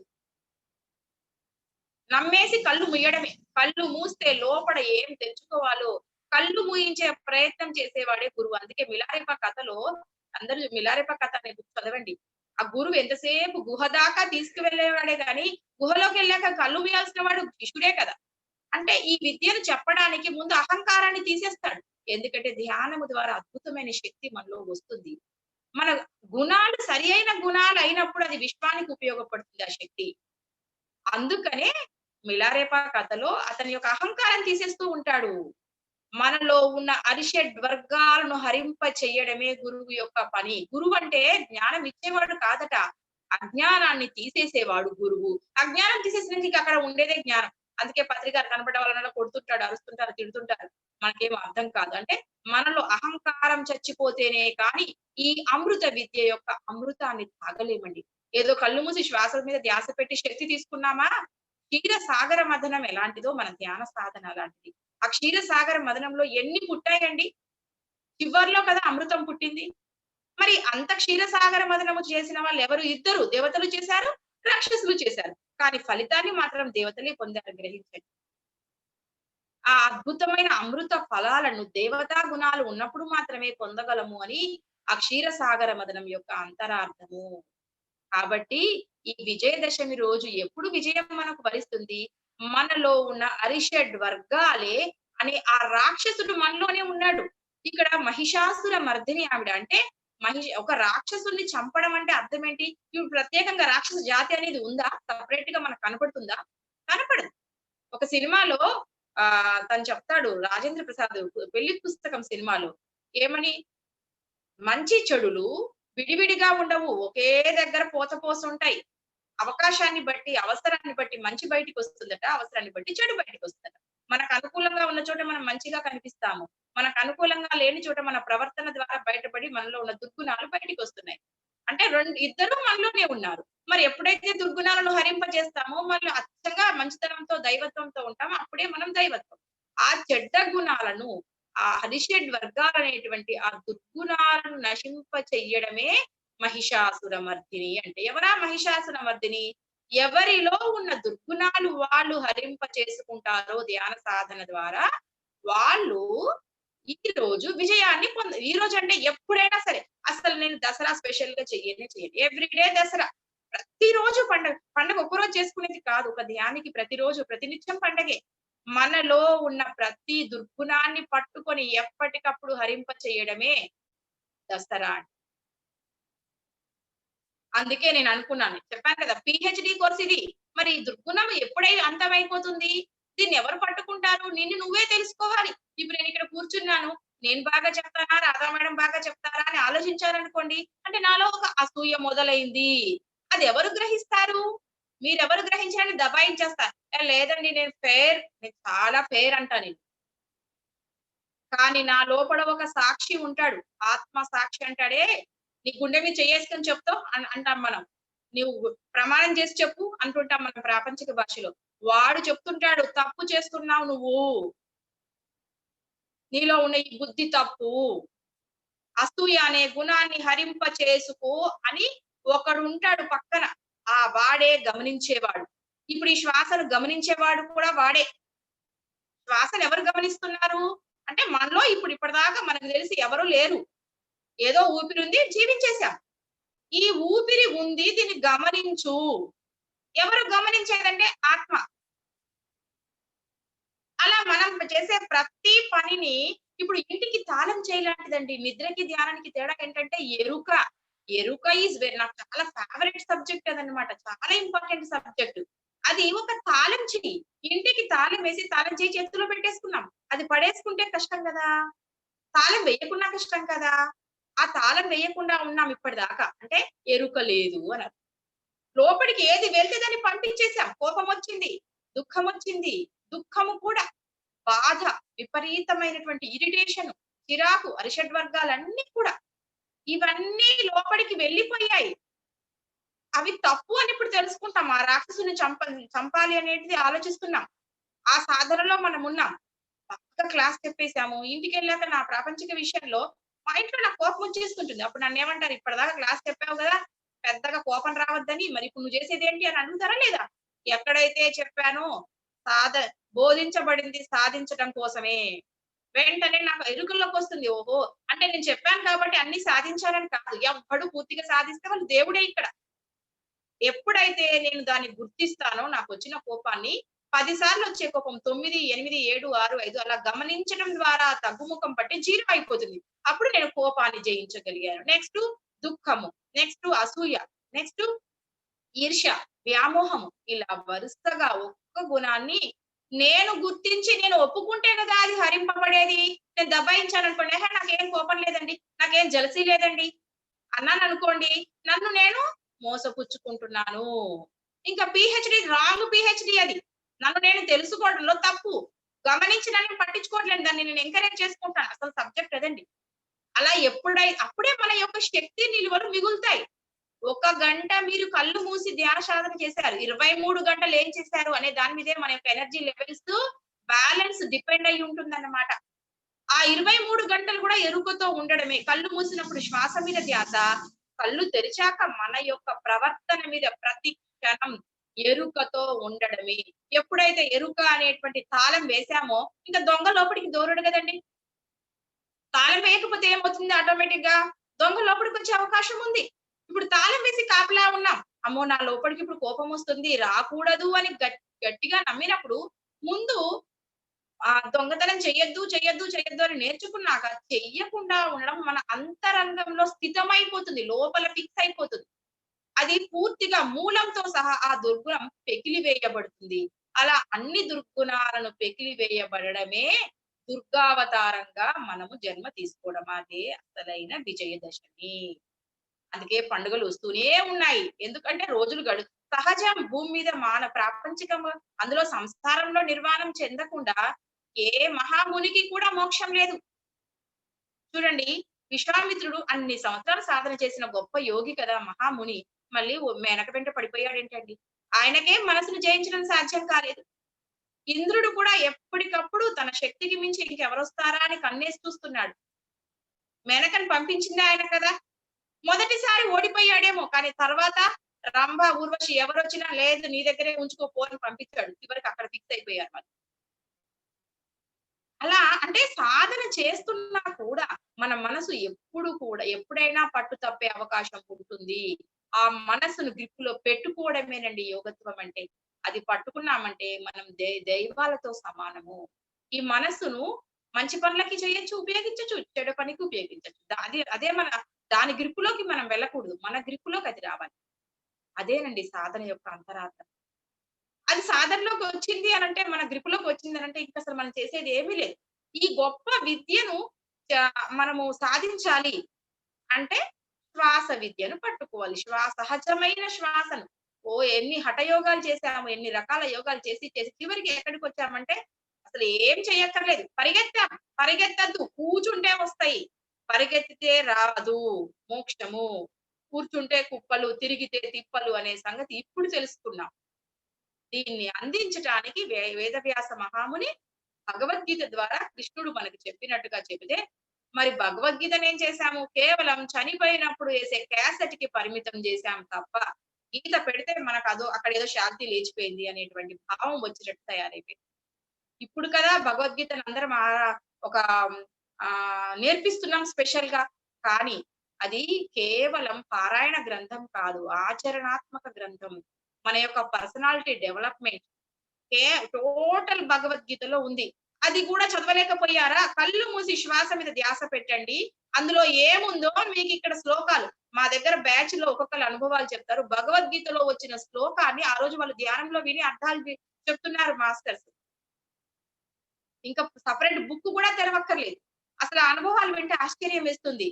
ఆ అమ్మవారి ఇదేంటి అలా అన్నపూర్ణాదేవికి సంబంధించిన కథ కూడా ఒక మేడం కి ధ్యానంలో కనిపించేసింది. అరుణా మేడం గారని క్లాస్ పెట్టమని చెప్పాను మేడం. గీత యొక్క శ్లోకాలు ఆ మేడం ఎంత బాగా చెప్పారంటే, మన అందరికీ గీత శ్లోకాలు తెలుసు. అందులో ఏమని వచ్చింది, ఆ ఈ ఆత్మని నీటిలో తడవదు, నిప్పుల్లో కాలలేదు, ఏది ఏమి చెయ్యలేదు, పంచభూతాలేవి ఆత్మని ఏం చెయ్యలేదు. అంతవరకు మనకు తెలిసిన విషయమే. ఆ మేడంకి వచ్చిన సందేశం అండి ఎంత బాగా ఉందంటే నా మనసులో నాటుకుపోయింది. కానీ ఏ పంచభూతాలు అసలు మహా సృష్టి కూడా ఏమీ చేయనటువంటి ఈ గొప్ప ఆత్మని నాశనం చేసేది ఒకటి ఉందండి, అరిషడ్ వర్గాలు. ఎంత బాగా చెప్పారు. మన మనసులో వచ్చే అరిషడ్ వర్గాలు సృష్టి కూడా ఏమీ చేయలేనటువంటి ఆ మహాశక్తిని కేవలం ఈ కుంచితమైన భావాలతో మనం అనగదొక్కేయగలగమంట. ఆత్మని క్షీణింపజేసేది లేదని ఇప్పటిదాకా అనుకున్నాం. ఉంది మనస్సు, అరిషడ్ వర్గాలతో కూడిన మనసు ఉంది అని ఆ మేడంకి ఎంత బాగా మెసేజ్ వచ్చింది చూడండి. కళ్ళు మూసి సరిపోదటండి. పుస్తకాలు చదివి ధ్యానం చేయలేదు, ఉపయోగం లేదండి. మరి చదువు రాని వాళ్ళందరండి. నేను కొన్ని ట్రైబల్ ఏరియాస్ కి వెళ్ళాను. వాళ్ళు చెప్తున్నారు, మాకు పుస్తకాలు చదవడం రాదు కదండి, మరి స్వాధ్యాయం చేయమంటున్నారు, మేము ఏం చేయాలి? మనం చదివేస్తాము, పుస్తకాలు మూసి టైం అయిందని పడుకుంటున్నాం. 10 జూముల క్లాసులకు అటెండ్ అవుతాము, ధ్యానం చెయ్యము. ఉపయోగం లేదు. కళ్ళు ముయ్యడంతోనే ఉపయోగం. మీరు ఎన్ని క్లాసులు విన్నా, ఏమి చదివినా, ఎంత సత్సంగం చేసినా మన లోపలికి మనం ప్రయాణం చెయ్యకుండా ఏమీ తెలుసుకోలేదు. అది విషయ జ్ఞానం, ఇది అనుభవ జ్ఞానం. దానికోసం తప్పని సాధనకు చాలా పెద్ద పీట వేసుకోవాలి. ఎప్పుడైనా గుర్తుపెట్టుకోండి. కానీ సాధన కుదరాలంటే ఇవన్నీ చేయాలి. మళ్ళీ స్వాధ్యాయం చేయాలి, సజ్జన సాంగత్యం చేయాలి, ఆచార్య సాంగత్యంలో. ఎందుకంటే మనసు మహాశక్తివంతమైంది. చూడండి, పిరమిడ్ శక్తి 3 రెట్ల శక్తివంతమైంది. ఇట్లాంటి పౌర్ణమి ధ్యానం అద్భుతం, ప్రకృతిలో ధ్యానం అద్భుతం, అమావాస్య ధ్యానం అద్భుతం, నవరాత్రుల ధ్యానం అద్భుతం. మహాశక్తివంతమైనవి ఇవన్నీ. వీటన్నింటికన్నా మహాశక్తివంతమైనది ఒకటి ఉందండి, మనస్సు అండి. ఈ ఒక్క మనసును జయించడానికి ఇన్ని శక్తులు కావాలండి. పిరమిడ్ శక్తి కావాలి, సామూహిక ధ్యానం కావాలి, ఆచార్య సాంగత్యం కావాలి. చూడండి ఇవి ఆ శక్తి ఎక్కువ, ఈ శక్తి ఎక్కువ. మనసు యొక్క శక్తి ఎక్కువ. దీన్ని జయించడానికి ఇన్నిటికి ప్రాధేయపడాలా? మన అంతరంగంలో మన ఒక్క శ్వాసను ఖచ్చితంగా పట్టుకోలేము. ఎందుకంటే ఒక ముహూర్త కాలం, ముహూర్తం అంటే 48 నిమిషాలట. ఒక ముహూర్త కాలం సాధన చేస్తే 100 జన్మల కర్మలు దగ్ధమవుతాయట. మరి మనం ఎత్తింది 350 జన్మలని చెప్పుకుంటున్నాం కదా. ధ్యానం అనే మాట చెవిలో పడ్డానికి 350 జన్మలు పడతాయని అనుకుంటున్నాం కదా. మరి ఎందుకని ఇంకా మనకు మోక్షం రావట్లేదంటే చేసే సాధనలో క్వాలిటీ లేదొకటి. వచ్చే శక్తి కన్నా వచ్చేటప్పుడు ఒక 10,000 అప్పుతో వచ్చామనుకోండి, భూమి మీద నుంచి వెళ్ళేటప్పుడు 1,00,000 అప్పుతో పోతున్నాం. ఆగామి కర్మలు చేయడం ఎక్కువైపోతుంది. అసలు కర్మ అంటే ఏంటో తెలుసుకోవాలి. కర్మ సిద్ధాంతాన్ని సరిగ్గా అవగాహన చేసుకోవాలి. మన ప్రవర్తన మీద మన ఎరుక పూర్తిగా ఉండాలి. ఒక్కసారి సాధనలోకి వచ్చాక మళ్ళీ ఆధ్యాత్మిక అహంకారం అనేది ఒకటి వచ్చేస్తుంది. అక్కడ పడిపోతామండి. ఇవన్నీ మళ్ళా అసలు అది చెప్తూ వెళ్తే ఎంతకి అయిపోయినటువంటి గొప్ప సబ్జెక్ట్ అండి మనం పట్టుకున్నది. చెప్పాను కదండి, నేను ఇన్ని రోజుల నుంచి పిహెచ్‌డి చేయట్లేనే అని చాలా బాధపడిపోయేదాన్ని. ఈ పిహెచ్‌డి పూర్తి చేస్తే చాలండి, ఇంకేది చేయక్కర్లా. అద్భుతమైన పిహెచ్‌డి స్టార్ట్ చేశాం. నన్ను నేను తెలుసుకోవడం నిష్పక్షపాతంగా. ఇందులో ఎవరు జడ్జి చెయ్యరు. దీని కరెక్షన్ ఎవరిదంటే నాదే. ఎవ్రీథింగ్ నాదే. దీని సబ్మిషన్ పరమాత్మ. ఆయన మెచ్చుకోవాలి దానికి. ఆయన అవార్డు ఇవ్వాలి దానికి. ఆయన శాల్వా కప్పాలి. అదేనండి పిహెచ్‌డి. మనం చేసేటువంటి అద్భుతమైన పిహెచ్‌డి ఏమైనా ఉందంటే నన్ను నేను తెలుసుకోవడం అనేటువంటి ఒక గ్రేట్ ఒక సబ్జెక్ట్‌తో ఆధ్యాత్మిక విద్యలోకి మనము ఎంటర్ అయ్యాము. ఇందులోకి వచ్చామంటేనే ఒక మహద్భాగ్యం అన్నమాట. మేడం టైం ఎంతుంది ఇంకా? నేను చెప్తూనే వెళ్ళిపోతూ ఉంటాను అందుకోసమని. చెప్పచ్చా ఇంకా? చెప్పండి మేడం. 9:35 అయింది. చెప్పండి. ఓకే. ఓకే. కాబట్టి ఆధ్యాత్మిక విద్య అనేది ఇంకా ఒక్కసారి పట్టుకున్న తర్వాత యోగ భ్రష్టత్వం ఎప్పుడు పట్టకూడదు, గుర్తుపెట్టుకోండి. శ్వాస మీద ధ్యాస పెడుతూ సాధన చేయడం ఒక ఎత్తైతే, ఈ శక్తిని సద్వినియోగపరుచుకుంటూ ఎనర్జీస్ మల్టిప్లై చేసుకుంటూ పోవాలి సేవ ద్వారా, ఇలా క్లాసెస్ చెప్పడం ద్వారా. నిష్పక్షపాతమైనటువంటి సేవ, అది కూడా ఏది నిష్కామ కర్మ అంటాం. కర్మయోగంలో చెప్తారు ఎటువంటి నిష్కామ కర్మ, ఎలాంటి ప్రతిఫలాపేక్ష లేనటువంటి ఆ ఆధ్యాత్మిక సేవ చేయడం ద్వారా ఇది రెట్టింపు అయిపోతుంది. ఇది కూడా ఒక వ్యాపారం అండి. ఇందులో మనం సంపాదించింది డబల్ డబల్ అయిపోతూ రెట్లు రెట్లుగా వెళ్ళిపోవాలి అంటే ఆధ్యాత్మిక సేవ అద్భుతంగా ముందుకు సాగాలి. అలా సాగడంలో ఆ కార్యక్రమంలో భాగంగా ఇలాంటి క్లాసెస్ పెట్టుకోవడము. నేను అన్ని జంప్ చేసుకుంటూ వెళ్ళిపోతున్నాను, అన్ని ఎక్కువగా చెప్పాలనే ఆరాటంతో. ఎక్కడికి వచ్చాను? వేదవ్యాసుడి యొక్క జన్మ రహస్యం చెప్పుకున్నాం కదండి. ఆ తర్వాత ఆంజనేయ స్వామి యొక్క రహస్యం కూడా చెప్పుకున్నాము. మరి అమ్మవారి యొక్క గుణాలు, సహనము, అవే ఆత్మకు ఉన్నటువంటి గొప్ప లక్షణాలు ఏంటంటే ఓర్పండి, వినయము, సాక్షితత్వము.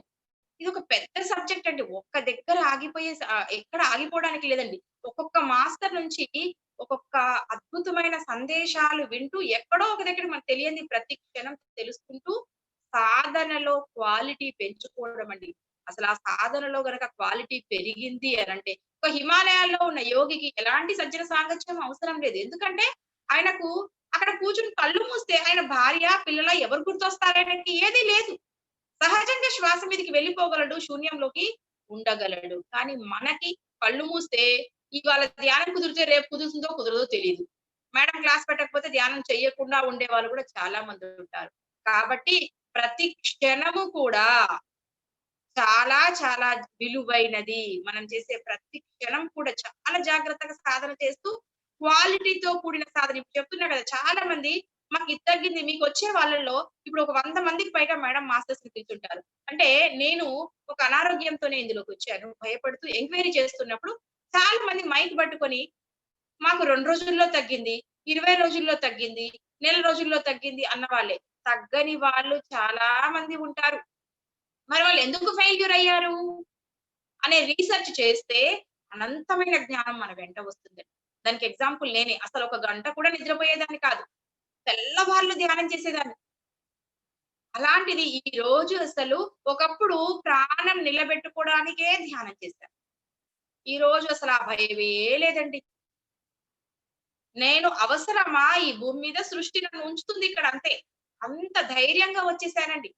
అసలు నేను ఉంటానో పోతానో అన్న భయంతో ధ్యానంలోకి వచ్చా. ఒక అనారోగ్యంతోనే వచ్చాను. కానీ ఈ రోజు అసలు ఆ భయమే లేదు. ఏ టాబ్లెట్ లేదు. అసలు అవన్నీ పక్కకెళ్ళిపోయి ఆరోగ్యం అనేది ఒక చిన్న చాక్లెట్ అండి. ఒక క్లుప్తంగా మిమ్మల్ని ధ్యానం వైపుకు ఇంకా అసలు సాధన వైపుకు మీరు అడుగులు వేసే విధంగా, అంటే ఎట్టి పరిస్థితులలో మీరు జారిపోకుండా, యోగ భ్రష్టత్వం అంటారు. ఎందుకు చెప్తున్నానంటే నేను మా ఇంట్లో 40 రోజుల క్లాసులు పెట్టాను. ఎన్నో క్లాసెస్, ఒకటి కాదండి. నాకు తెలియకుండా సొసైటీలోకి రాకుండా నేను 2002 నుంచి మెడిటేషన్ చేస్తాను. కాకపోతే కొద్ది కొద్దిగా ఎస్ఎస్వై మెడిటేషన్స్ అట్లా రకరకాల సంస్థల్లో చూసుకుంటూ వచ్చాను నేను. ఈ 2006 లో పత్రి గారి ద్వారా నాకు ధ్యాన పరిచయం జరిగింది. పిరమిడ్ పరిచయం జరిగింది. ఆ తర్వాత నేను బ్రహ్మకుమారిస్ చూశాను. రామకృష్ణ మిషన్ చూశాను. సోహం మెడిటేషన్ చూశాను. ఇన్ని రకాలు చూసిన తర్వాత ఎంత మందికి నాకు తెలియకుండా ధ్యానం చెప్పాను. కొన్ని వందల మందికి. అందులో టీచర్‌ని కాబట్టి పిల్లలకి ధ్యానం చెప్పకుండా ఉండేదానికి. నాకు ఏది తెలుసో అది చెప్పడం పిల్లలకి ఎవరికైనా సరే చెప్పడం నాకు అలవాటు. అలా తెలియకుండా ప్రచారం చేశాను. ఎంత బాగా అనుభవాలు వచ్చేవో. శివుడు కనపడ్డాడు, రాముడు కనపడ్డాడు, కృష్ణుడు కనపడ్డాడు అన్న వాళ్ళు ఇవాళ కంటికి కనపడకుండా పోయారు. అలాంటి పని మాత్రం చేయకండి దయచేసి. రాధా మేడం గారు పెట్టిన ఇన్ని క్లాసులు మాలాంటి వాళ్ళం ఎంతో, నేను కూడా అంతే సర్వీస్ చేస్తూ ఉంటాను ఇక్కడ. ఆ సర్వీస్ చేసిన వాళ్ళం అక్కడ బాధపడిపోతామండి. మీ అనుభవాలు చెప్పకపోయినా పర్వాలేదు కానీ. యోగ భ్రష్టత్వం మాత్రం దయచేసి పట్టకండి. ఈ విద్య తెలవడమే ఇన్ని జన్మలు పట్టింది. మళ్ళీ తెలుసుకొని వదిలేయడం ఇంకా మహా దౌర్భాగ్యంలో దౌర్భాగ్యం అన్నమాట. ఎందుకంటే కలి మాయ ఎప్పుడు మన పక్కే ఉంటాడు మాయ. ఆ మాయలోడు అనేవాడు మన పక్కనే ఉంటాడండి. గుర్తుపెట్టుకోండి. అది ఏ క్షణమైనా మిమ్మల్ని, ఎందుకంటే కళ్ళు మూస్తే వచ్చే రిజల్ట్ కొంచెం టైం పడుతుంది మనకు. ధ్యాన సాధన ద్వారా ఎవరికో తగ్గి ఉండొచ్చు. మేడం కి కూడా ఇమీడియట్ గా తగ్గిపోయినాయి 20 రోజుల్లోపే. తగ్గని వాళ్ళను 5 సంవత్సరాల్లో తగ్గని వాళ్ళని నేను చూపిస్తా. ఎందుకంటే క్లాసెస్ కి వెళ్తాం కదా! అమ్మ నాకు చాలా మంది కనపడ్డారమ్మా, బుద్ధుడు కనపడ్డాడమ్మా, పత్రి సార్ కనపడ్డారమ్మా, నాకు అది చేశారమ్మా, ఇది చేశారమ్మా, అన్నీ కనపడుతున్నాయి కానీ నొప్పులు మాత్రం తగ్గట్లేదమ్మా. అలా చెప్పిన వాళ్ళు చాలా మంది ఉన్నారండి. ఇది ప్రాక్టికల్ గా నేను చెప్పేది వా వాస్తవంలో చెప్తున్నాను మీకు. అంటే ఎంతసేపు పాస్ అయ్యే కోణమే చూస్తున్నారు. ఫెయిల్యూర్ కోణాన్ని కూడా ఆలోచించండి. అప్పుడు మీరు నిలబడతారు. యోగ భ్రష్టత్వం పట్టరు. అప్పుడు మనం ఏం చేస్తాము, చాలా మంది క్లాసెస్ వినిపోయి సర్జరీస్‌కి వెళ్ళిపోయిన వాళ్ళున్నారు. మెడిసిన్స్ వేసుకోవడం తప్పని చెప్పట్లేదు కానీ, ఎందుకు ఈ విద్య మనకు పని చెయ్యదు అంటే, ముందు సాధనలో సాధకుడికి కావాల్సింది ఫస్ట్ నమ్మకం ఉండాలి. అన్వేషణ ఉండాలి. సర్చింగ్ విచారణ, నమ్మకము, వివేకము ఇవన్నీ ఫస్ట్ మనలో మన గుణాల మీద మనకు పట్టు రావాలి. ఒక వ్యక్తికి అది తగ్గటం లేదు అంటే, మనలో మార్చుకోవాల్సింది ఏదో ఉంది అని గ్రహించండి. ధ్యానం యొక్క పర్పస్ చెప్పండి. అందరం దాదాపు ఆరోగ్యం కోసమే వచ్చిన వాళ్ళమై ఉంటాము. అసలు అనారోగ్యానికి కారణం ఏంటండి? ఒక కోణంలో ఆలోచించండి. సమయంలో మనకు అనారోగ్యాల కారణాలు 2. ఏంటంటే, ఒకటి మనము గత జన్మలో చేసిన కర్మలన్నా కావాలి. సరికాని కర్మన్నా కావాలి. లేదంటారా ఈ జన్మలో చేసేటువంటి సరికాని ఆలోచనైనా కావాలి. ఇవి రెండేనండి అనారోగ్యాల కారణాలు. ఇంతకు మించి వేరే లేదు గాక లేదు. పోయిన జన్మలో చేసిన కర్మల్ని మనం ఏమి చేయలేము ఇప్పుడు దాన్ని. జరిగిపోయిన దాన్ని మనం ఏమి అయ్యో ఎందుకు జరిగిపోయిందని బాధపడుతూ కూర్చోవద్దు. జ్ఞానాగ్ని దగ్ధ కర్మాణం. ఎప్పుడైతే ధ్యాన సాధన ద్వారా మనలో ఒక యోగాగ్నిని పుట్టిస్తామో, అయ్యో ఆ సాధనలో వచ్చే జ్ఞానం వల్ల మన కర్మలు దగ్ధమవుతాయి. కృష్ణుడే చెప్పాడు. కాబట్టి ఇంకా గత జన్మల కర్మలు దగ్ధం చేసుకోవడానికి ఎంతో టైం పట్టదు. సాధనలో వెళ్ళిపోతుంది. అందులో ఇప్పుడు భూమి మీద అద్భుతమైన ఎనర్జీస్ కురుస్తున్నాయి కాబట్టి. మరి రెండవ కారణం ఏంటి? ఈ జన్మలో చేసేటువంటి సరికాని ఆలోచనలు. ఆ సరికాని జీవన విధానము, ఆధ్యాత్మికతకు అనుగుణంగా జీవించని ప్రతిది తప్పే, ప్రతిది కర్మే. అంటే ఆధ్యాత్మిక జీవన విధానం ముందు తెలుసుకోవాలి. సృష్టి నియమాలకు అనుగుణంగా జీవించలేదు అనంటే అవన్నీ కర్మలేనండి. బుద్ధుడు చెప్తాడు ఎరుక అంటే ఏంటంటే, ఎప్పుడైతే నేను కుడి కాలు లేపి ఎడమ కాలు ఏ కాలు లేపి నడుస్తున్నానా అనేది కూడా మర్చిపోయినప్పుడు, అబ్బా ఎంత పాపం చేశానంటే మన శరీరం మీద ముందు అంత ఎరుక రావాలండి. ఏది అంటే అసలు శరీరం మీద ఎరుక ఎక్కడుందండి? మన చేతి మీద, మన బాడీ మీద పూర్తి స్పృహ ఉండాలి. ముందు మన శరీరం మీద ఎరుక ఉండాలి. తర్వాత మన మాట మీద ఎరుక ఉండాలి. తర్వాత మన ఆలోచన మీద ఎరుక ఉండాలి. తర్వాత మన భావాల మీద ఎరుక ఉండాలండి. ఎప్పుడైతే ఇవి 3 సాధిస్తామో, 4వది బ్రహ్మానంద స్థితి. మాట మీద ఎరుకేదండి. మీరు బాగా ధ్యానం చేస్తారు. మళ్ళీ ఇంట్లోకి వెళ్లి ఛీ వెధవా, అరే పోరా, లేకపోతే కింద పడతావేమో, నెగెటివ్. ప్రతిది ఎవ్రీథింగ్ నెగెటివ్. పిల్లోడు బయటికెళ్ళి ఇంటికి రాలేదనుకోండి, ఏం జరిగిందో, ఏమైందో, ఆ బండి తీసుకుపోయాడు, ఎక్కడ యాక్సిడెంట్ చేశాడో, మరి మీ సాధనా శక్తి అంతా ఎటుపోతుంది? నెగెటివ్ థింకింగ్ కి వెళ్ళిపోతుంది. ధ్యానం ద్వారా శక్తి వస్తుంది. శక్తి అనేది ఒక డబ్బు సంపాదన లాంటిది. ఈ డబ్బుతో మనం ఏదైనా కొనుక్కోవచ్చు. సాధన చెయ్యక ముందు మనము పదునైన కత్తి లాంటి వాళ్ళం. మానవుడు అంటేనే కత్తి లాంటి వాడు. సాధన చేయడం మొదలు పెట్టాక 2 వైపులా పదునున్న కత్తి లాంటి వాళ్ళము. అంతకు ముందు లేట్‌గా జరిగే పని ఇప్పుడు ఈజీగా జరిగిపోతుంది. సాధనా శక్తిని ఎటు పంపిస్తున్నాం అంటే, ధ్యానం చేశాక కూడా నువ్వు ఒక యోగిలాగా జీవించినప్పుడు అది రాక్షస సాధన అవుతుంది. ఇష్టం వచ్చినట్టుగా కోరికలు కోరడం కాదండి. ఆ రాక్షసులందరూ కూడా మనకన్నా బాగా సాధన చేసిన వాళ్ళు రాక్షసులే. ఒకప్పటి పురాణ కథలు తీసుకుంటే సముద్ర గర్భంలోకి వెళ్లి మరి సాధన చేశారు. పుట్టలు కట్టుకుపోతున్న పాములు, ఏ క్రూర జంతువులు వచ్చిన కళ్ళు తెరవకుండా అమోఘమైన సాధన చేసి ఏం కోరికలు కోరాడంటే, శివుడిని వచ్చి గర్భంలో కూర్చోమన్నాడు. చివరికి ఏమైంది ఆ కోరిక తీరింది. కానీ తర్వాత శివుడు బయటికి వచ్చాడు లేదా గర్భాన్ని చీల్చుకుంటూ, నాభిని చీల్చుకుంటూ, భస్మాసురుడిగా తల మీద చెయ్యి నేను తల మీద ఎవరి చెయ్యి మీద పెడితే వాళ్ళు భస్మం అయిపోవాలి. చివరికి తన తల మీదే తను చెయ్యి పెట్టుకున్నాడా లేదా? తర్వాత ఎలా? అదే నరసింహస్వామిని ఎంత బాగా కోరికలు. ఎక్కడ చావు రావాలంటే ఆయన అందుకని ఆ కోరికకు అనుగుణంగానే గాలి కాదు, ఆకాశంలో కాదు, భూమి మీద కాదు, గడప మీద. మనిషి నరుడు కాదు, నారాయణుడు కాదు, నరసింహ అవతారం. ప్రతి దానికి ఒక సొల్యూషన్ ఉంటుందండి. ఎప్పుడైనా సత్యమే గెలుస్తుంది. ఏదో ఒక రకంగా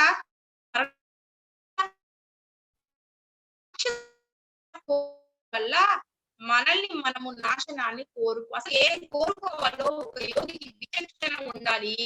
సంకల్పం చేయడం గొప్ప కాదు. విచక్షణ పూరితంగా మన సంకల్పాలు ఉండాలి. విశ్వ కళ్యాణానికి సంబంధించిన సంకల్పాలు అందులోకి రావాలి. ఆ విశ్వ కళ్యాణంలో మనం ఉంటాము.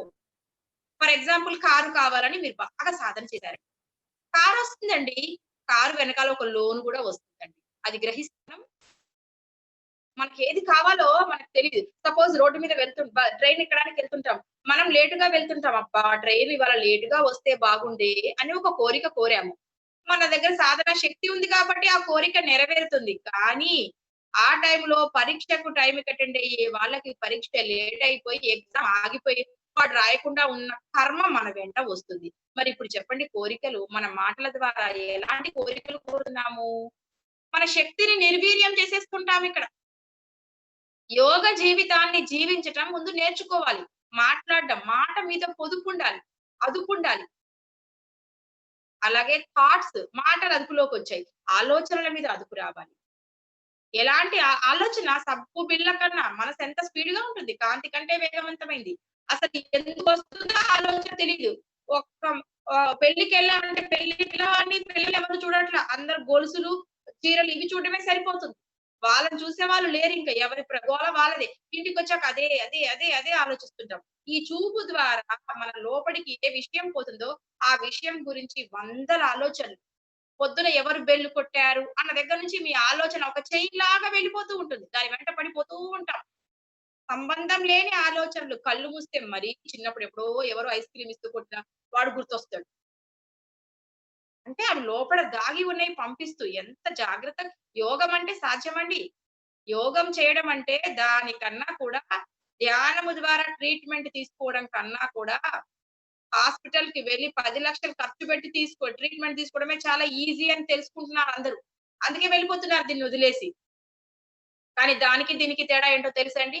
మన యొక్క అనారోగ్యాలను ధ్యానం ద్వారా తీసేసుకోవచ్చు. మెడిటేషన్ కావచ్చు, మెడిసిన్ కావచ్చు. అయితే ఒక మందు ద్వారా మనలో అనారోగ్యాన్ని తొలగించడం ఎలాంటిదంటే, ఒక పూల కుండీలో గడ్డి పీకుతున్నామండి. పైన పీకేస్తాం. ఒక్కోసారి వేర్లతో సహా కదలదు.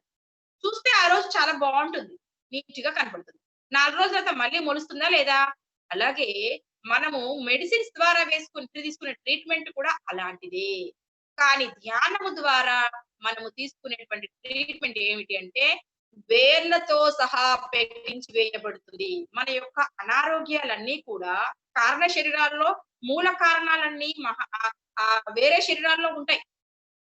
మరి మనం మందేమో భౌతిక శరీరానికి వేస్తున్నాము. ఎప్పుడైతే సాధన చేయడం మొదలు పెడతామో ఆ కారణ శరీరాల దగ్గర నుంచి కూడా హీల్ చేయబడుతూ కర్మ దగ్ధమైనప్పుడే కదా ఆ జబ్బు క్లియర్ అయిపోయేది.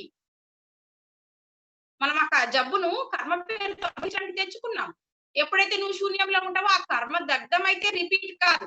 లేదనంటే ఆ కుండీలో గడ్డి మళ్ళీ మళ్ళీ మొలిచినట్టుగా మందులు వేస్తూనే ఉంటారు. కొద్ది నెలల పాటు తగ్గిపోతూ ఉంటుంది. మళ్ళీ వస్తూనే ఉంటుంది. మూలముతో సహా సమూలంగా అనారోగ్యాన్ని తొలగింపజేయడమే ధ్యానము యొక్క పరమార్థము. పైన ప్రస్తుతానికి ఉపశమనం పొందడమే. ఫర్ ఎగ్జాంపుల్ ఒక ఎగ్జాంపుల్ చెప్తాను. ఒక ఆవిడ మోకాల నొప్పులతో బాగా బాధపడుతుంది. ధ్యానం ఎంత చేసినా ఒక గంట ధ్యానం. ఆ గంట చేసేది చెంచాడు ధ్యానం, ఆశించేదేమో కొండంత.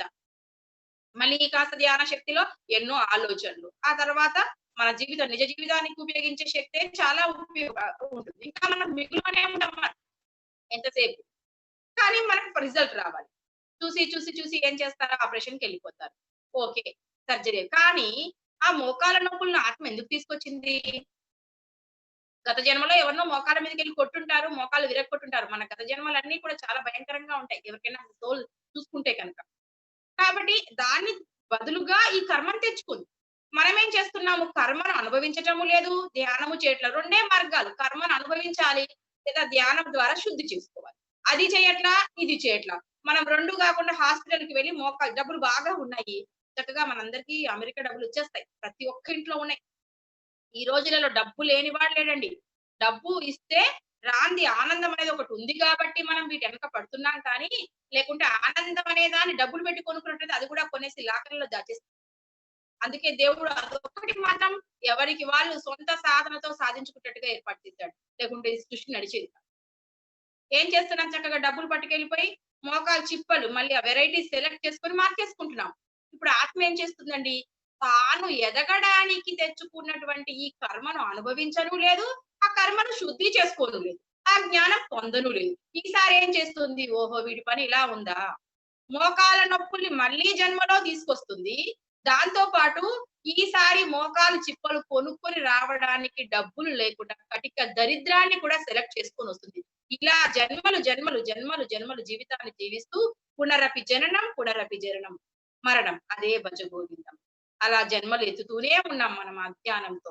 జ్ఞానము పొందనంత వరకు ఈ జనన మరణ చక్రాలలో పడి కొట్టుకుపోతూ జన్మరాహిత్యం అనేది లేకుండా, జన్మరాహిత్యం అంటే ఏదో కాదు, సమస్య నుంచి ముక్తిని పొందడం, ఆనందమైన జీవితాన్ని కలలు కంటామే అలాంటి అద్భుతమైన జీవితాన్ని పొందడానికి మన అందరి పరమార్థం అదే.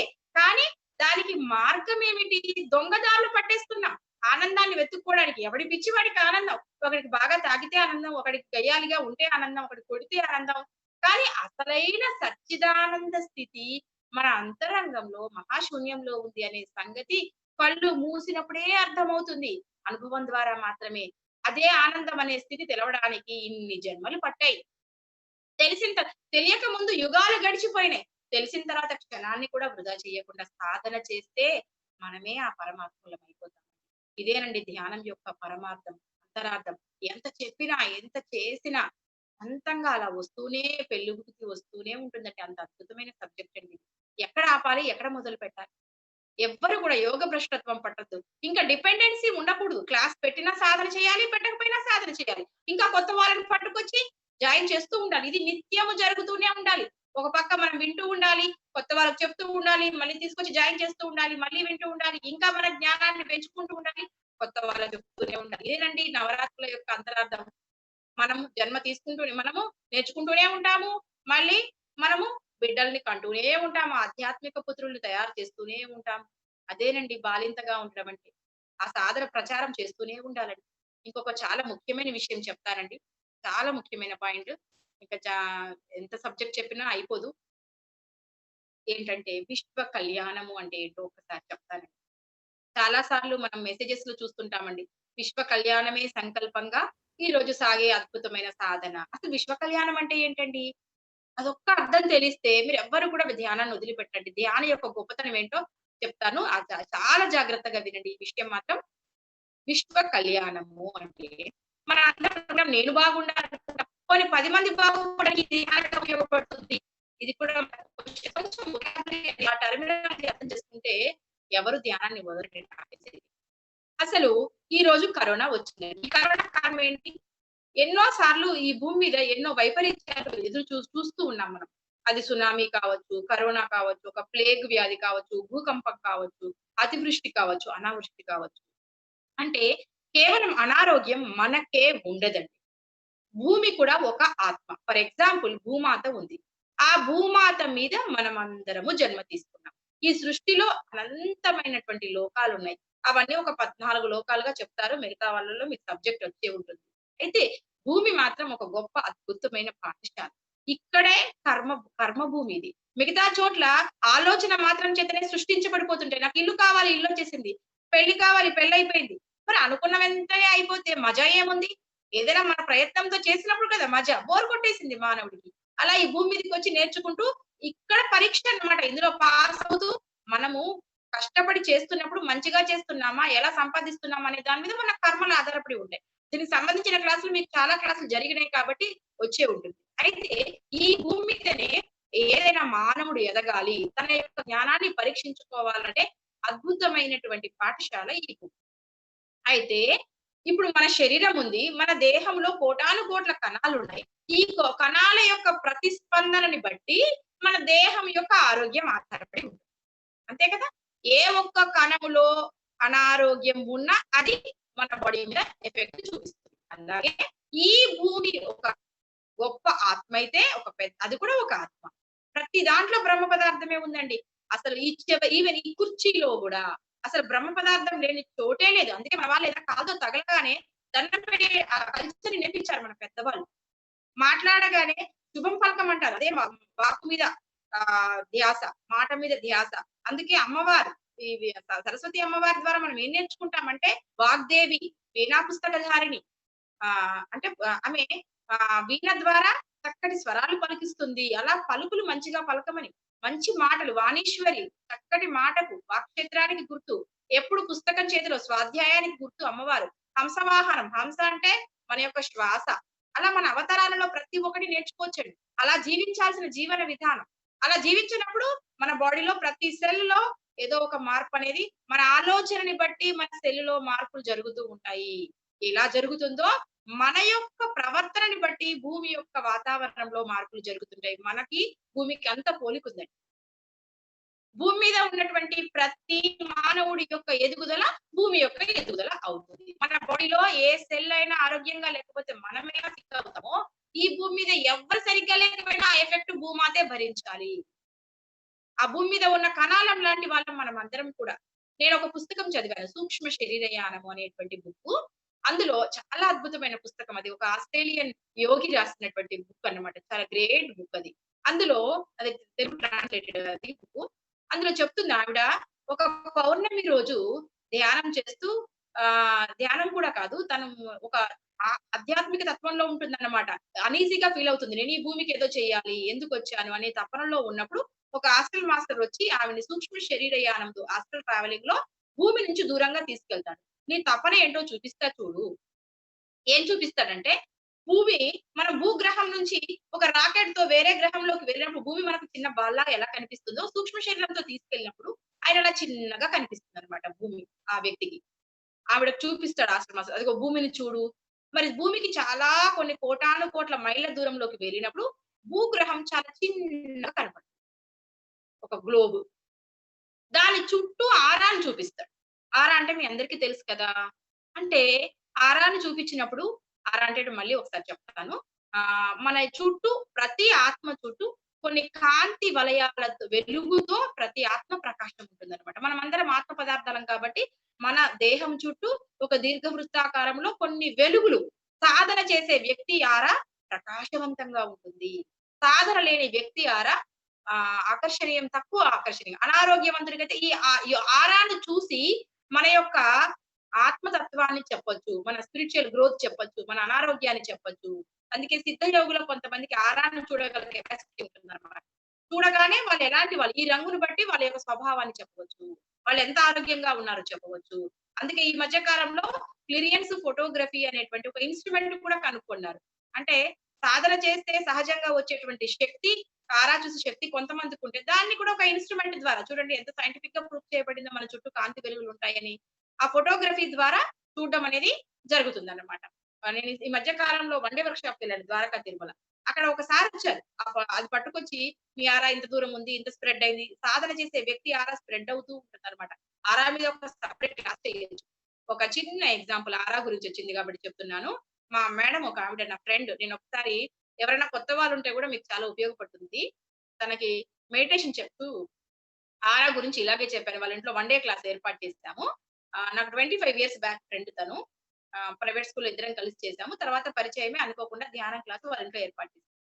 ఎప్పుడైతే నేను ఆరా అని చెప్పడం మొదలుపెట్టానో ఆవిడకి 50 ఇయర్స్ అండి. నాకన్నా చాలా పెద్ద ఆవిడ. ఒక 4, 5 ఇయర్స్ పెద్ద ఆవిడ. ఆవిడ ఏం చెప్తున్నారంటే, ఆరా అనగానే అప్పటిదాకా అసలు ఆమెకి ధ్యాన పరిచయమే లేదండి. నేను ఆరా అనగానే నా ఆరా చూసేస్తుంది ఆవిడ. నేను ఆరా సబ్జెక్ట్ వివరంగా చెప్పడం మొదలు పెట్టగానే ప్రతి వస్తువు ఆరాని, నా ఆరాని, వాళ్ళ ఇంట్లో వాళ్ళ ఆరాలు కనపడిపోతున్నాయి ఆవిడకి. మరి అప్పటిదాకా ధ్యానమే లేదు. ఎందుకు అనంటే మన లోపల గత జన్మల యొక్క జ్ఞానం కణాలలో నిక్షిప్తమై ఉంటుంది అని తెలుసుకొని ఉంటారు. ఎప్పుడైతే అది ఆ ఎనర్జీ లెవెల్స్ కి టచ్ అవుతుందో వాళ్ళ ఫ్రీక్వెన్సీ, అది ఆ నాలెడ్జ్ అనేది తిరిగి గుర్తు చేయబడుతుంది. ఆ సెల్స్ ఓపెన్ కాబడితే ఎప్పటిదాకా ముడుచుకున్నాయి.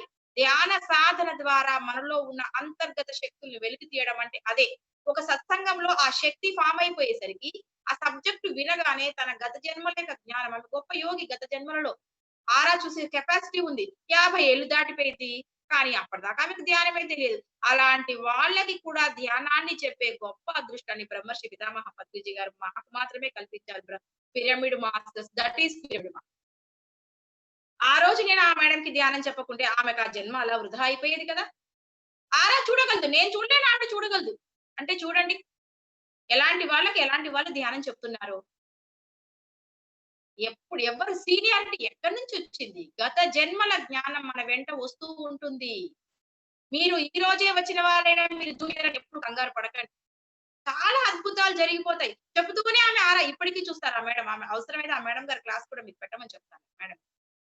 చాలా అద్భుతం. చెట్లకి, ఆకులకి, పక్షులకి బస్సులో వెళ్తూ, స్కూల్‌కి వెళ్తూ ప్రతి ఒక్కళ్ళు ఆరా చూడడం ప్రాక్టీస్ చేసింది ఆవిడ.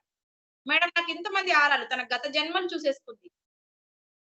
అలా మన ఆరా యొక్క ప్రకాశాన్ని బట్టి మన యొక్క జీవన విధానాన్ని, మన యొక్క ఆరోగ్యాన్ని ఎవ్రీథింగ్‌ని కాలిక్యులేట్ చేయొచ్చు. అలా ఈ వెరిటీ, ఆమె పేరు వెరిటీ అండి, ఆస్ట్రేలియా యోగిని.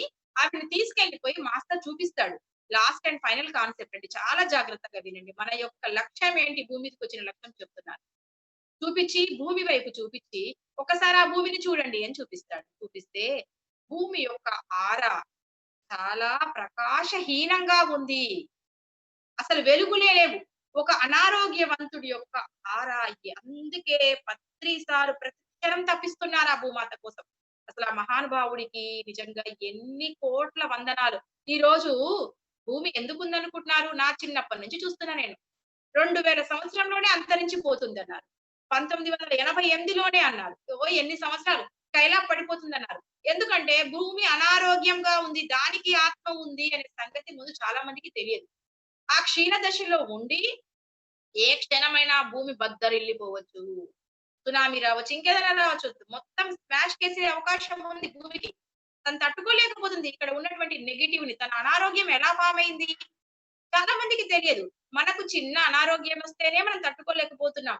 డాక్టర్ దగ్గరికి వెళ్తున్నాం, మందులు వేసుకుంటాం. మరి భూమి ఏ డాక్టర్ దగ్గరికి వెళ్తుంది తన అనారోగ్యాన్ని చూపించడానికి? అసలు తనకు అనారోగ్యం వచ్చింది అనే సంగతి మనకు ఎలా విన్నవించుకుంటుంది అయ్యా అంటే, మనకు అనారోగ్యం వచ్చినప్పుడు, జ్వరం వచ్చినప్పుడు, మనకు జ్వరం ద్వారా, మోషన్స్ ద్వారా, వామిటింగ్స్ ద్వారా, లేదా పలానా సో అండ్ సో ప్రాబ్లం ద్వారా మనము బయటికి ఎక్స్ప్రెస్ చేయగలుగుతున్నాం. కానీ భూమి ఏం చేస్తుంది? తన యొక్క అశాంతిని, అనారోగ్యాన్ని వరదల ద్వారా, కరువు ద్వారా, సునామీ ద్వారా, ఇట్లా రకరకాల ప్రకృతి వైపరీత్యాలు, దీన్ని అది దైవిక తాపము అంటారు. ఆ పేరుతో చూపిస్తుంది. అందులో భాగమే ఈ కరోనా. ఈ కరోనా అనేది తన యొక్క అనారోగ్యాన్ని చూపించేటువంటి, నేను బాగోలేను బాబు, నేను ఎప్పుడైనా బద్దలైపోవచ్చు. భూమి మీద మనం ఆరోగ్యంగా ఉండాలంటే ఆరోగ్యకరమైన వాతావరణం, సస్యశ్యామలం ఉండాలి. ఎండాకాలంలో ఎండలు రావాలి, వానాకాలంలో వానలు రావాలి, చలికాలంలో చలి రావాలి. ఏదైనా సమంగా ఉందా? సమశీతోష్ణ స్థితి ఉంటేనే కదా మనం ఇక్కడ జీవించగలము. ఎప్పుడు ఎండలే, లేదా అధిక వర్షాలు, లేకుంటే అధికమైనటువంటి అగ్నిపర్వతాలు పేలడాలు ఎందుకు జరుగుతుంది? ఆ సమతుల్యత ఎక్కడ దెబ్బతింటుందంటే, ఇక్కడ మనుషుల జీవన విధానంలో వైపరీత్యం పెరిగినప్పుడు ప్రకృతి వైపరీత్యాన్ని చూపిస్తుంది. నేను బాగోలేను బాబు అంటే మన భూమి యొక్క వాతావరణాన్ని, అంటే అనారోగ్యాన్ని స్పాయిల్ చేసే సిచ్యుయేషన్స్ ఏంటో చెప్తాను చూడండి.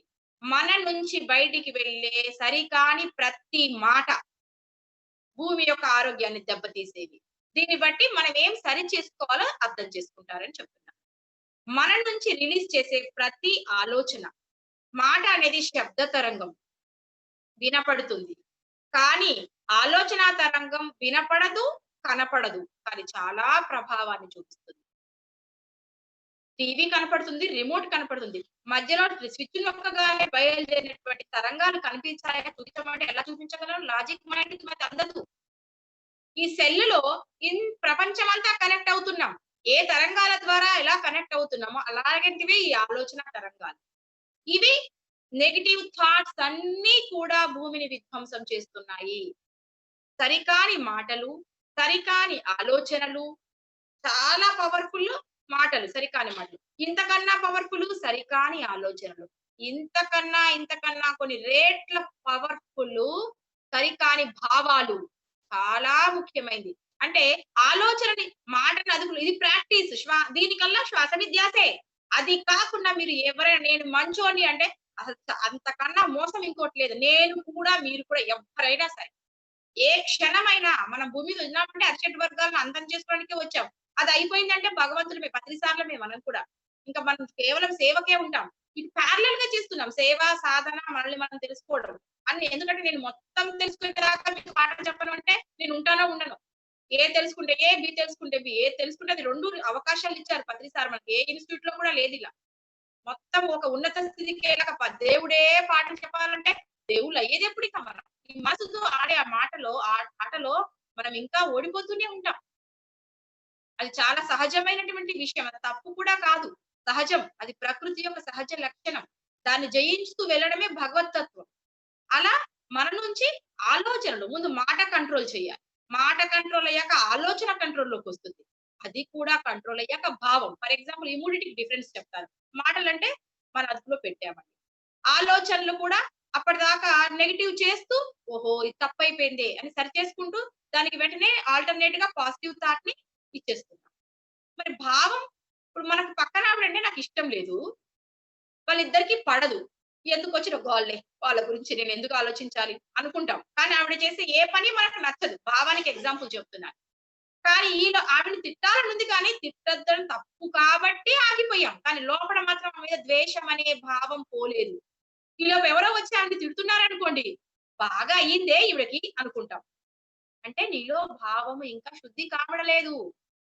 అసలు సాక్షిలాగా ఉండగలడం. వాళ్ళని చూసి చలించకుండా తిట్టినా, పొగిడినా యోగత్వం సమముచ్యతే. సమంగా తీసుకునే భావం ఎప్పుడొచ్చిందో అప్పుడు భావాల మీద అదుపు వచ్చినట్టు లెక్క. ఎవరి మీద ద్వేష భావం కూడా లేకుండా ఈ భావాలు కూడా భూమిని అంటే మనలో నుంచి కోపం కానీ, దుఃఖం కానీ, ఏడుపు కానీ, భయం కానీ, ఆందోళన కానీ, విసుగు, చిరాకు ఎటువంటి సరికాని ఆలోచనలన్నీ కూడా భూమాతను అనారోగ్యాన్ని విధ్వంసం చేసేవి. అందుకే ఆ భగవంతుడికి ఏం కావాలట? అమ్మవారికి ఎన్నో పుష్పాలతో పూజలు చేస్తున్నాం. ఈ పుష్పాలేవి ఆవిడకొద్దు. ఆ అమ్మవారే భూమాత. బాబోయ్! నాకు ఇవేవి వద్దు. ఇవన్నీ తీసుకుపోయి నేనెక్కడ పెట్టాను? కాసేపైతే వాడిపోయే పుష్పాలు నేనేం చేసుకోను. మనమే పెట్టుకోం. అందుకే ఆవిడకి కావాల్సిన పుష్పాలేమిటంటే అహింసా ప్రథమా పుష్పం, పుష్పం ఇంద్రియ నిగ్రహం, సర్వభూత దయా పుష్పం, క్షమా పుష్పం, శాంతి పుష్పం, కరుణా పుష్పం, సప్తమం ధ్యానం, అష్టమం సత్యం. ధ్యానం వచ్చేసి 7వ పుష్పం. ఆమెకు కావాల్సింది మొదటి పుష్పం అహింస. ఎవ్వరిని బాధ పెట్టకండి మనస వాచా కర్మేణ. అదే కదా నిర్వాణాష్టకంలో ఉంది కూడా. మనోబుద్ధి అహంకార చిత్తానే నామం అంటే మన యొక్క ఇవన్నీ కూడా అదుపులోకి వచ్చేసేయాలి. మాటతో బాధ పెట్టకండి. జంతువుల్ని చంపడమే కాదు, మాటతో, ఆలోచనతో, భావంతో అహింస మార్గంలో ఉండాలి. హింసా మార్గంని వదిలేయాలి. అది అమ్మవారికి కావాల్సిన మొదటి పుష్పం. అహింస తర్వాత ఇంద్రియ నిగ్రహం. ఎన్నో సార్లు అనుకుంటాం ఈ పని చేయొద్దు, ఆ పని చేయొద్దని. కానీ ఆ టైంకి వచ్చాక నిగ్రహాలు లేవు. నాన్ వెజ్ మానేస్తారు క్లాసులు విని. కానీ ఇంట్లో వండడం కూడా మానేస్తారు. పాపం చాలా త్యాగం చేస్తారు. ఏ ఫంక్షన్ కో పోతే మనోళ్ళు అప్పుడే అవే తీస్తారు. ఇంకా మీ వైపు ఆంధ్ర వైపు తప్పు కానీ తెలంగాణలో అసలు చచ్చిపోయినా అదే, పెళ్లయినా అదే. ఇంకా అక్కడికి పోగానే అన్ని వెరైటీస్ ఉంటాయి. చేసే పనే లేదు. అయ్యే వండులే ఈ ఒక్క పూట తెలిసి ఇంద్రియ నిగ్రహం లేదు. దాని వల్ల మన యొక్క సాధన శక్తి నిర్వీర్యమైపోతుంది. ఇంద్రియ నిగ్రహం. ఇక శాంతి పుష్పం, కరుణా పుష్పం, క్షమ ఎంత ఎక్సలెంట్ పుష్పమోనండి. ఇది బాగా ప్రాక్టీస్ చేయాలి. క్షమ అనేది ఇద్దరికి మంచిదండి. ఒక క్షమించే గుణం నాలో వచ్చింది అనంటే కళ్ళు మూస్తే నాకు ఎవరి మీద పగుందండి, క్షమించట్లేదు. వాళ్ళ ఆలోచనలే నా చుట్టూ తిరిగి నా ధ్యాన సాధన కుదరదు. పోనీలే వాళ్ళ కర్మకు వాళ్ళని వదిలేద్దాంలే అని అన్నప్పుడు ఆలోచనలు మీ వెంట ఆగిపోతాయి. ఇంక అసలు క్షమిస్తే అద్భుతం అన్నమాట. మనం వాళ్ళ పట్ల నెగటివ్ ఒక థాట్ రిలీజ్ చేసామనుకోండి మళ్ళీ కొత్త కర్మ అది. కర్మ అంటే చేతితో చేసేదే కాదు, ఆలోచనతో చేసేది కూడా కర్మే. ఒక్క క్షమించడం అనేది చాలా గొప్ప గుణం, భగవంతుని గుణం. మనల్ని ఎంతమంది మహాపురుషులు క్షమిస్తే ఇక్కడి దాకా వచ్చాం. మనం ఎంత గొప్ప వాళ్ళమైనా ఆ భగవంతుడి కన్నా తక్కువ వాళ్ళమే. ఆయన ఎంత క్షమిస్తే మనం ఇక్కడ దాకా ఉన్నాం. ఈ రోజు మనం ఇంత ఎదుగుతున్నాం. అందుకే సాక్షి తత్వము, ఉపేక్ష ఉండాలి. మనకన్నా సాధనలో తక్కువ ఉన్న వాళ్ళ పట్ల ఉపేక్ష ఉండాలి. మనకన్నా ఎక్కువ ఉన్న వాళ్ళ పట్ల ముదితం అంటే వెంటపడి ఒక సేవా భావంతో ఆ జ్ఞానాన్ని అందుకోగలగాలి. క్షమాపుష్పం ఉండాలి. ప్రశంసించే గుణం ఉండాలి. ఒక వ్యక్తిని ప్రశంసించినప్పుడు ఆ వ్యక్తిలో గుణాలు ఎన్నో రెట్లు అధికమవుతాయి. అప్పుడు నువ్వు ఎంత బాగా డ్రాయింగ్ వేసావురా అంటే వాడు బ్రహ్మాండంగా వేస్తుంటాడు ఇక. కానీ ఎప్పుడు తిడుతూనే ఉంటాం వాళ్ళని, పిల్లల్ని, ముఖ్యంగా తల్లి బిడ్డల్ని ఎప్పుడు అంటూనే ఉంటాం. ఒక వ్యక్తి యొక్క సంపదలను చూసి మనం మురిసిపోతే అవి ఏవైతే అవతల వ్యక్తిలో ఉన్న గుణాలను మనం ప్రశంసిస్తాము,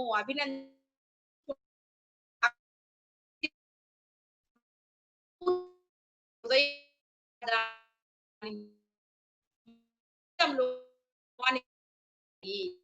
ఎంత పాట మన అభివృద్ధి ఎంత అవుతుంది అంటే కట్ అవుతుంది స్పీచ్. ఈ గుణాన్ని మేడం టైం అయిందా? స్పీచ్ కట్ అవుతుంది. 10 అయింది, ఇంకొక 5 minutes చెప్పండి, చెప్పాక ఆపు.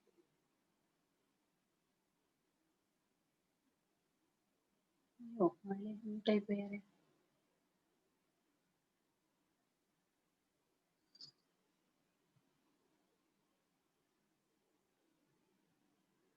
మ్యూట్లోకి వెళ్ళారా? మ్యూట్ అయ్యారు madam. Okay okay madam, right. చివరిగా ఆపేస్తాను, అయిపో వస్తుంది. ఇది ఒక విశ్వ కళ్యాణం చెప్పండి. ఇలా ఈ సద్గుణాలన్నీ కూడా మన యొక్క ఆత్మ వికాసం పెరుగుతూ పాటు ఆ భూమాతకు శక్తిని కలిగిస్తున్నాయి. ఇక చెప్పాను కదండి, ఇవి కానివేవి కూడా భూమాతకి అనారోగ్యాన్ని కలిగించేవే. అవన్నీ ప్రకృతి విపరీతాల పేరుతో మనకి ప్రమాదం కలిగించేదే.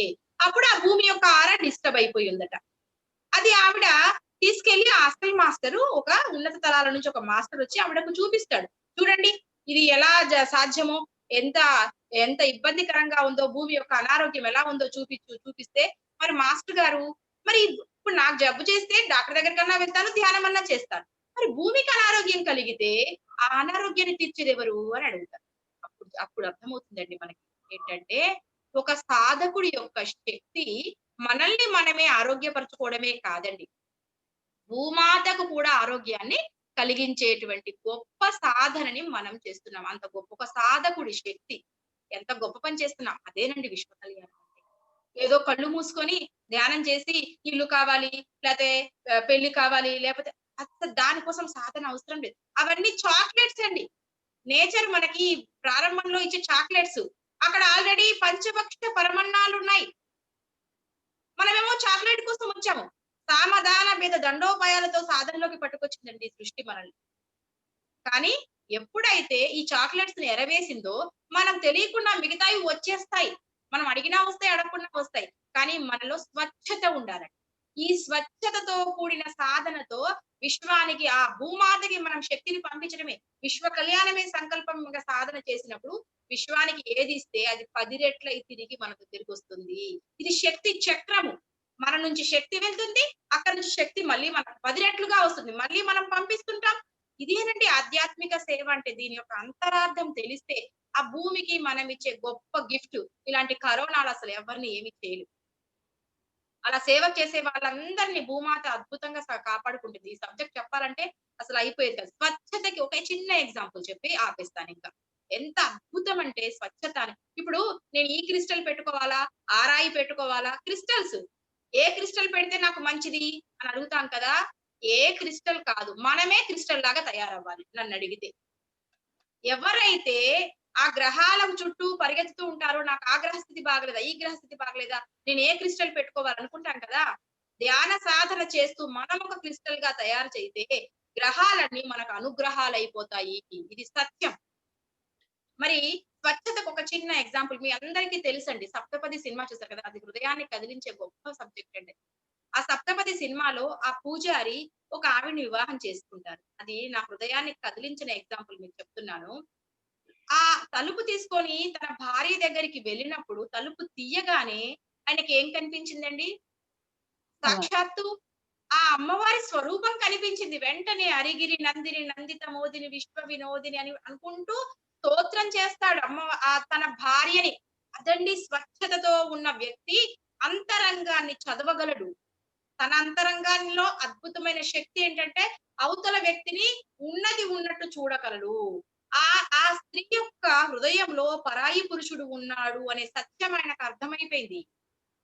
అది తనది కాని వస్తువు అని కూడా తనకు అర్థమైపోయింది. అదే కదా ఆ సినిమాలో చూపించే అంతరార్థం. ఎంత గొప్ప సినిమా చూడండి, అది ఎంత బాగా తీశాడో అసలు. అందుకే ప్రతిసారి భలే సినిమాలు చూడమంటారు. అంటే చూడగానే ఒక వ్యక్తి భావాన్ని చదవగలడు. ఎప్పుడొచ్చింది? మనం పారదర్శకంగా ఉన్నప్పుడు, ఇంత స్వచ్ఛంగా ఉన్నప్పుడు. నువ్వు వివాహమే చేసుకున్నావు సాంప్రదాయంగా. 10 మంది చక్కగా ఆహ్, అగ్ని సాక్షిగా ఇవి చేసుకున్న భార్య కూడా తన ఆ మనసు తనది కానప్పుడు, ఆ వ్యక్తి కూడా తనది కాదు అనే సత్యాన్ని గ్రహించాడు. ఎప్పుడు స్వచ్ఛతతో ఉన్న వ్యక్తి అంత అద్భుతంగా జీవించగలటండి. అది స్వచ్ఛత. ఇప్పుడు పరాయి స్త్రీ భార్యను ఎవరు భార్య, ఎవరు పరాయి స్త్రీ అనే సంగతి అర్థమైపోతుంది. బుద్ధుడు శిష్యుడున్నాడండి ఆనందుడు. ఒక కథ కూడా ఉంది. ఒకసారి బుద్ధుడు అంటాడట, వీళ్ళకి బౌద్ధ భిక్షువులకి అక్కడక్కడ హాల్ట్ చేసే అలవాటు ఉంటుందన్నమాట వర్షాకాలంలో. ఒకసారి ఎవరు పిలిస్తే వాళ్ళ ఇంటికి వెళ్ళిపోయి భిక్ష తీసుకొని అక్కడ ఉండిపోతారు. ఒకసారి ఒక వేశ్య పిలుస్తుందట, మా ఇంట్లో ఈ రోజు మీరు బస చెయ్యండి అని. అప్పుడు ఆనందుడు వెళ్లి బుద్ధుడిని అడుగుతారట, ఏంటి నన్ను వెళ్ళమంటారా గురువు గారు అంటే, వెళ్ళు పర్వాలేదన్నారట. అప్పుడు అందరూ చెవులు కొరుక్కున్నారట, ఇదేంటి ఆ వేశ్య ఇంటికి ఆనందుని పంపిస్తున్నాడేంటి ఈయన, ఈ పెద్ద ఆయన అనుకున్నారు. కానీ బుద్ధుడికి తెలుసు ఆనందుడి శక్తి ఏంటో. ఆహా! ఇక ఈయన వేశ్య దగ్గరికి వెళ్ళాడు, ఈ రోజు తిరిగి రాడు. ఇక ఈయన సంగతి అంతే. అటే వెళ్ళిపోతాడు ఇంకా అనుకున్నారు. నిజంగానే ఆ ఇంట్లోకి చూడండి, ఇవే ఆగామి కర్మలంటే. ఆ పంపించినైనా బానే ఉన్నాడు, వెళ్ళినైనా బానే ఉన్నాడు. మధ్యలో కొంచెం చెవులు కొరుక్కునే వాళ్ళందరికీ కర్మలు అంటుతూ ఉంటాయి. వీటినే ఇలాంటి కర్మల వల్లనే మనకు మోక్షం రాదు ఎంత సాధన చేసినా. ఈయన వెళ్ళాడు, ఆవిడ చక్కగా ఒక స్వచ్ఛమైన హృదయంతో చక్కగా పాటలు పాడింది. సంగీతంతో ఆనందపరిచింది. నాట్యంతో డాన్స్ చేసి సంతోషపరిచింది. ఒక అతిథి దేవోభవ అనే భావనలో ఉందావిడ. చక్కగా భోజనం పెట్టింది. వర్షంలో తడిచొచ్చిన తనకి తన ఇంట్లో ఉన్న తన ఆ వస్త్రాలు తీసిచ్చింది. అవన్నీ చూసిన వాళ్ళందరూ ఆహా! ఈయన వేశ్య ఒళ్ళో పడిపోయాడిక, ఇక ఆశ్రమానికి రాడు అనుకున్నాడు. కానీ మూడవ రోజు ఆశ్రమానికి వేశ్యతో సహా వచ్చాడట ఆనందుడండి. అదండి ధ్యానం యొక్క శక్తి. మనమే ఒక పాంప్లెట్ అయిపోవాలి. మనల్ని చూసి యోగిలాగా అవతల వ్యక్తి మారిపోవాలి. మన ప్రవర్తన అవతల వ్యక్తిలో యోగత్వాన్ని తీసుకురాగలరు. అదండి అంత గొప్ప యోగులుగా తయారవ్వాలనేది విశ్వానికి, ఆ భూమాతకి మనం కేవలం ఒక భూమి కాదండి. ఇలాంటి భూములు ఎన్నో ఉన్నాయి. అనారోగ్యాలతో బిలబిలలాడేటువంటి ఆ భూములన్నిటికీ రేపు రాబోయే తరానికి ఎందుకంటే సృష్టి అనంతంగా విస్తరించబడుతుంది. దాన్ని పెంచాలి అంటే వెనకాల ఆత్మలు పుడుతూనే ఉన్నాయి. మనమంతా వృద్ధాత్మలుగా వెళ్ళిపోతున్నాం. కానీ ఆత్మజ్ఞానం లేకపోతే ఎలా? ఆ ఆత్మ జ్ఞానం మనం పొందుతూ ఉంటే మనం ఒక గొప్ప మాస్టర్స్ గా తయారవుతాము.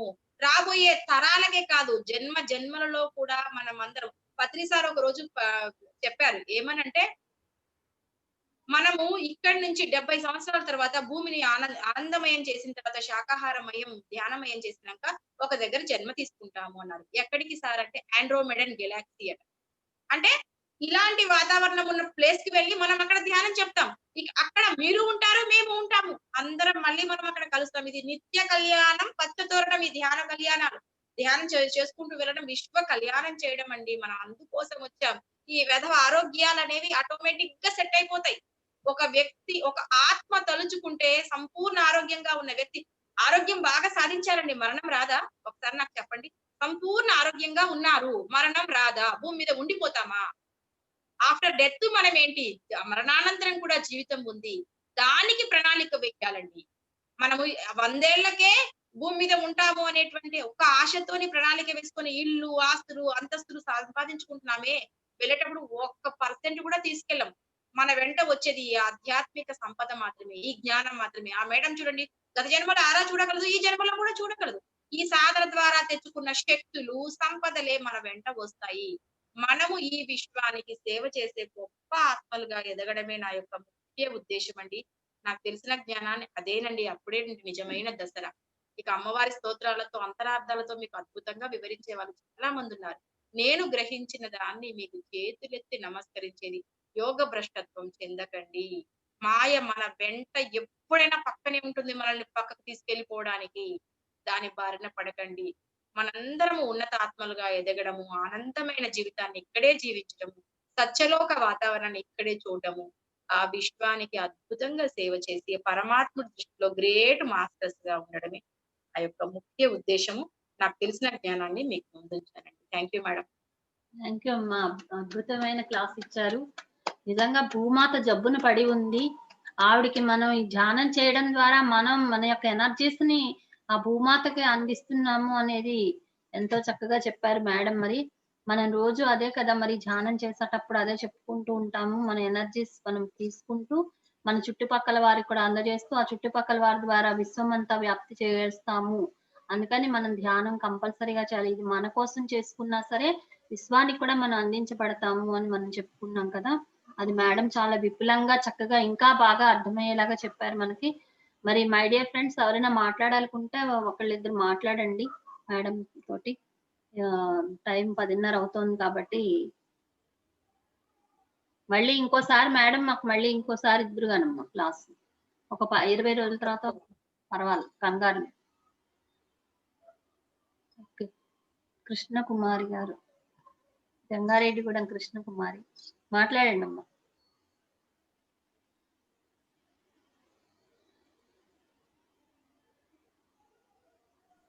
నమస్తే అండి. నమస్తే. నమస్తే మేడం. ఆ రాధమ్మకి నమస్కారాలు. శోభా మేడంకి అసలు అదరగొట్టేశారు మేడం. ఆ ఫ్లో ఏంటో Thank you. అదేంటో ఒక్క క్షణం కూడా మిస్ అవ్వకుండా చూశాను. First time Radha madam class పెట్టాక ఎప్పుడప్పుడు కొంచెం కొంచెమే చూస్తాను. అంటే అందులో కూడా నా స్వార్థం ఉంది. ఎందుకంటే నాకు బెస్ట్ ఫ్రెండ్ శోభా గారు. ఆవిడ క్లాస్ ఇదే ఫస్ట్ టైం వింటాం. అందుకని కదలకుండా కూర్చుని విన్నాను. రాధమ్మ ఎన్నిసార్లు చెప్పారు, కానీ ఇవాళే విన్నాను. నాకు చాలా చాలా ఆనందంగా ఉంది. Thank you madam. Thank you Radha madam. Thank you రా. Thank you madam. శోభా గారికి వేల వేల కృతజ్ఞతలు. నాగేశ్వర గారు మాట్లాడండమ్మా.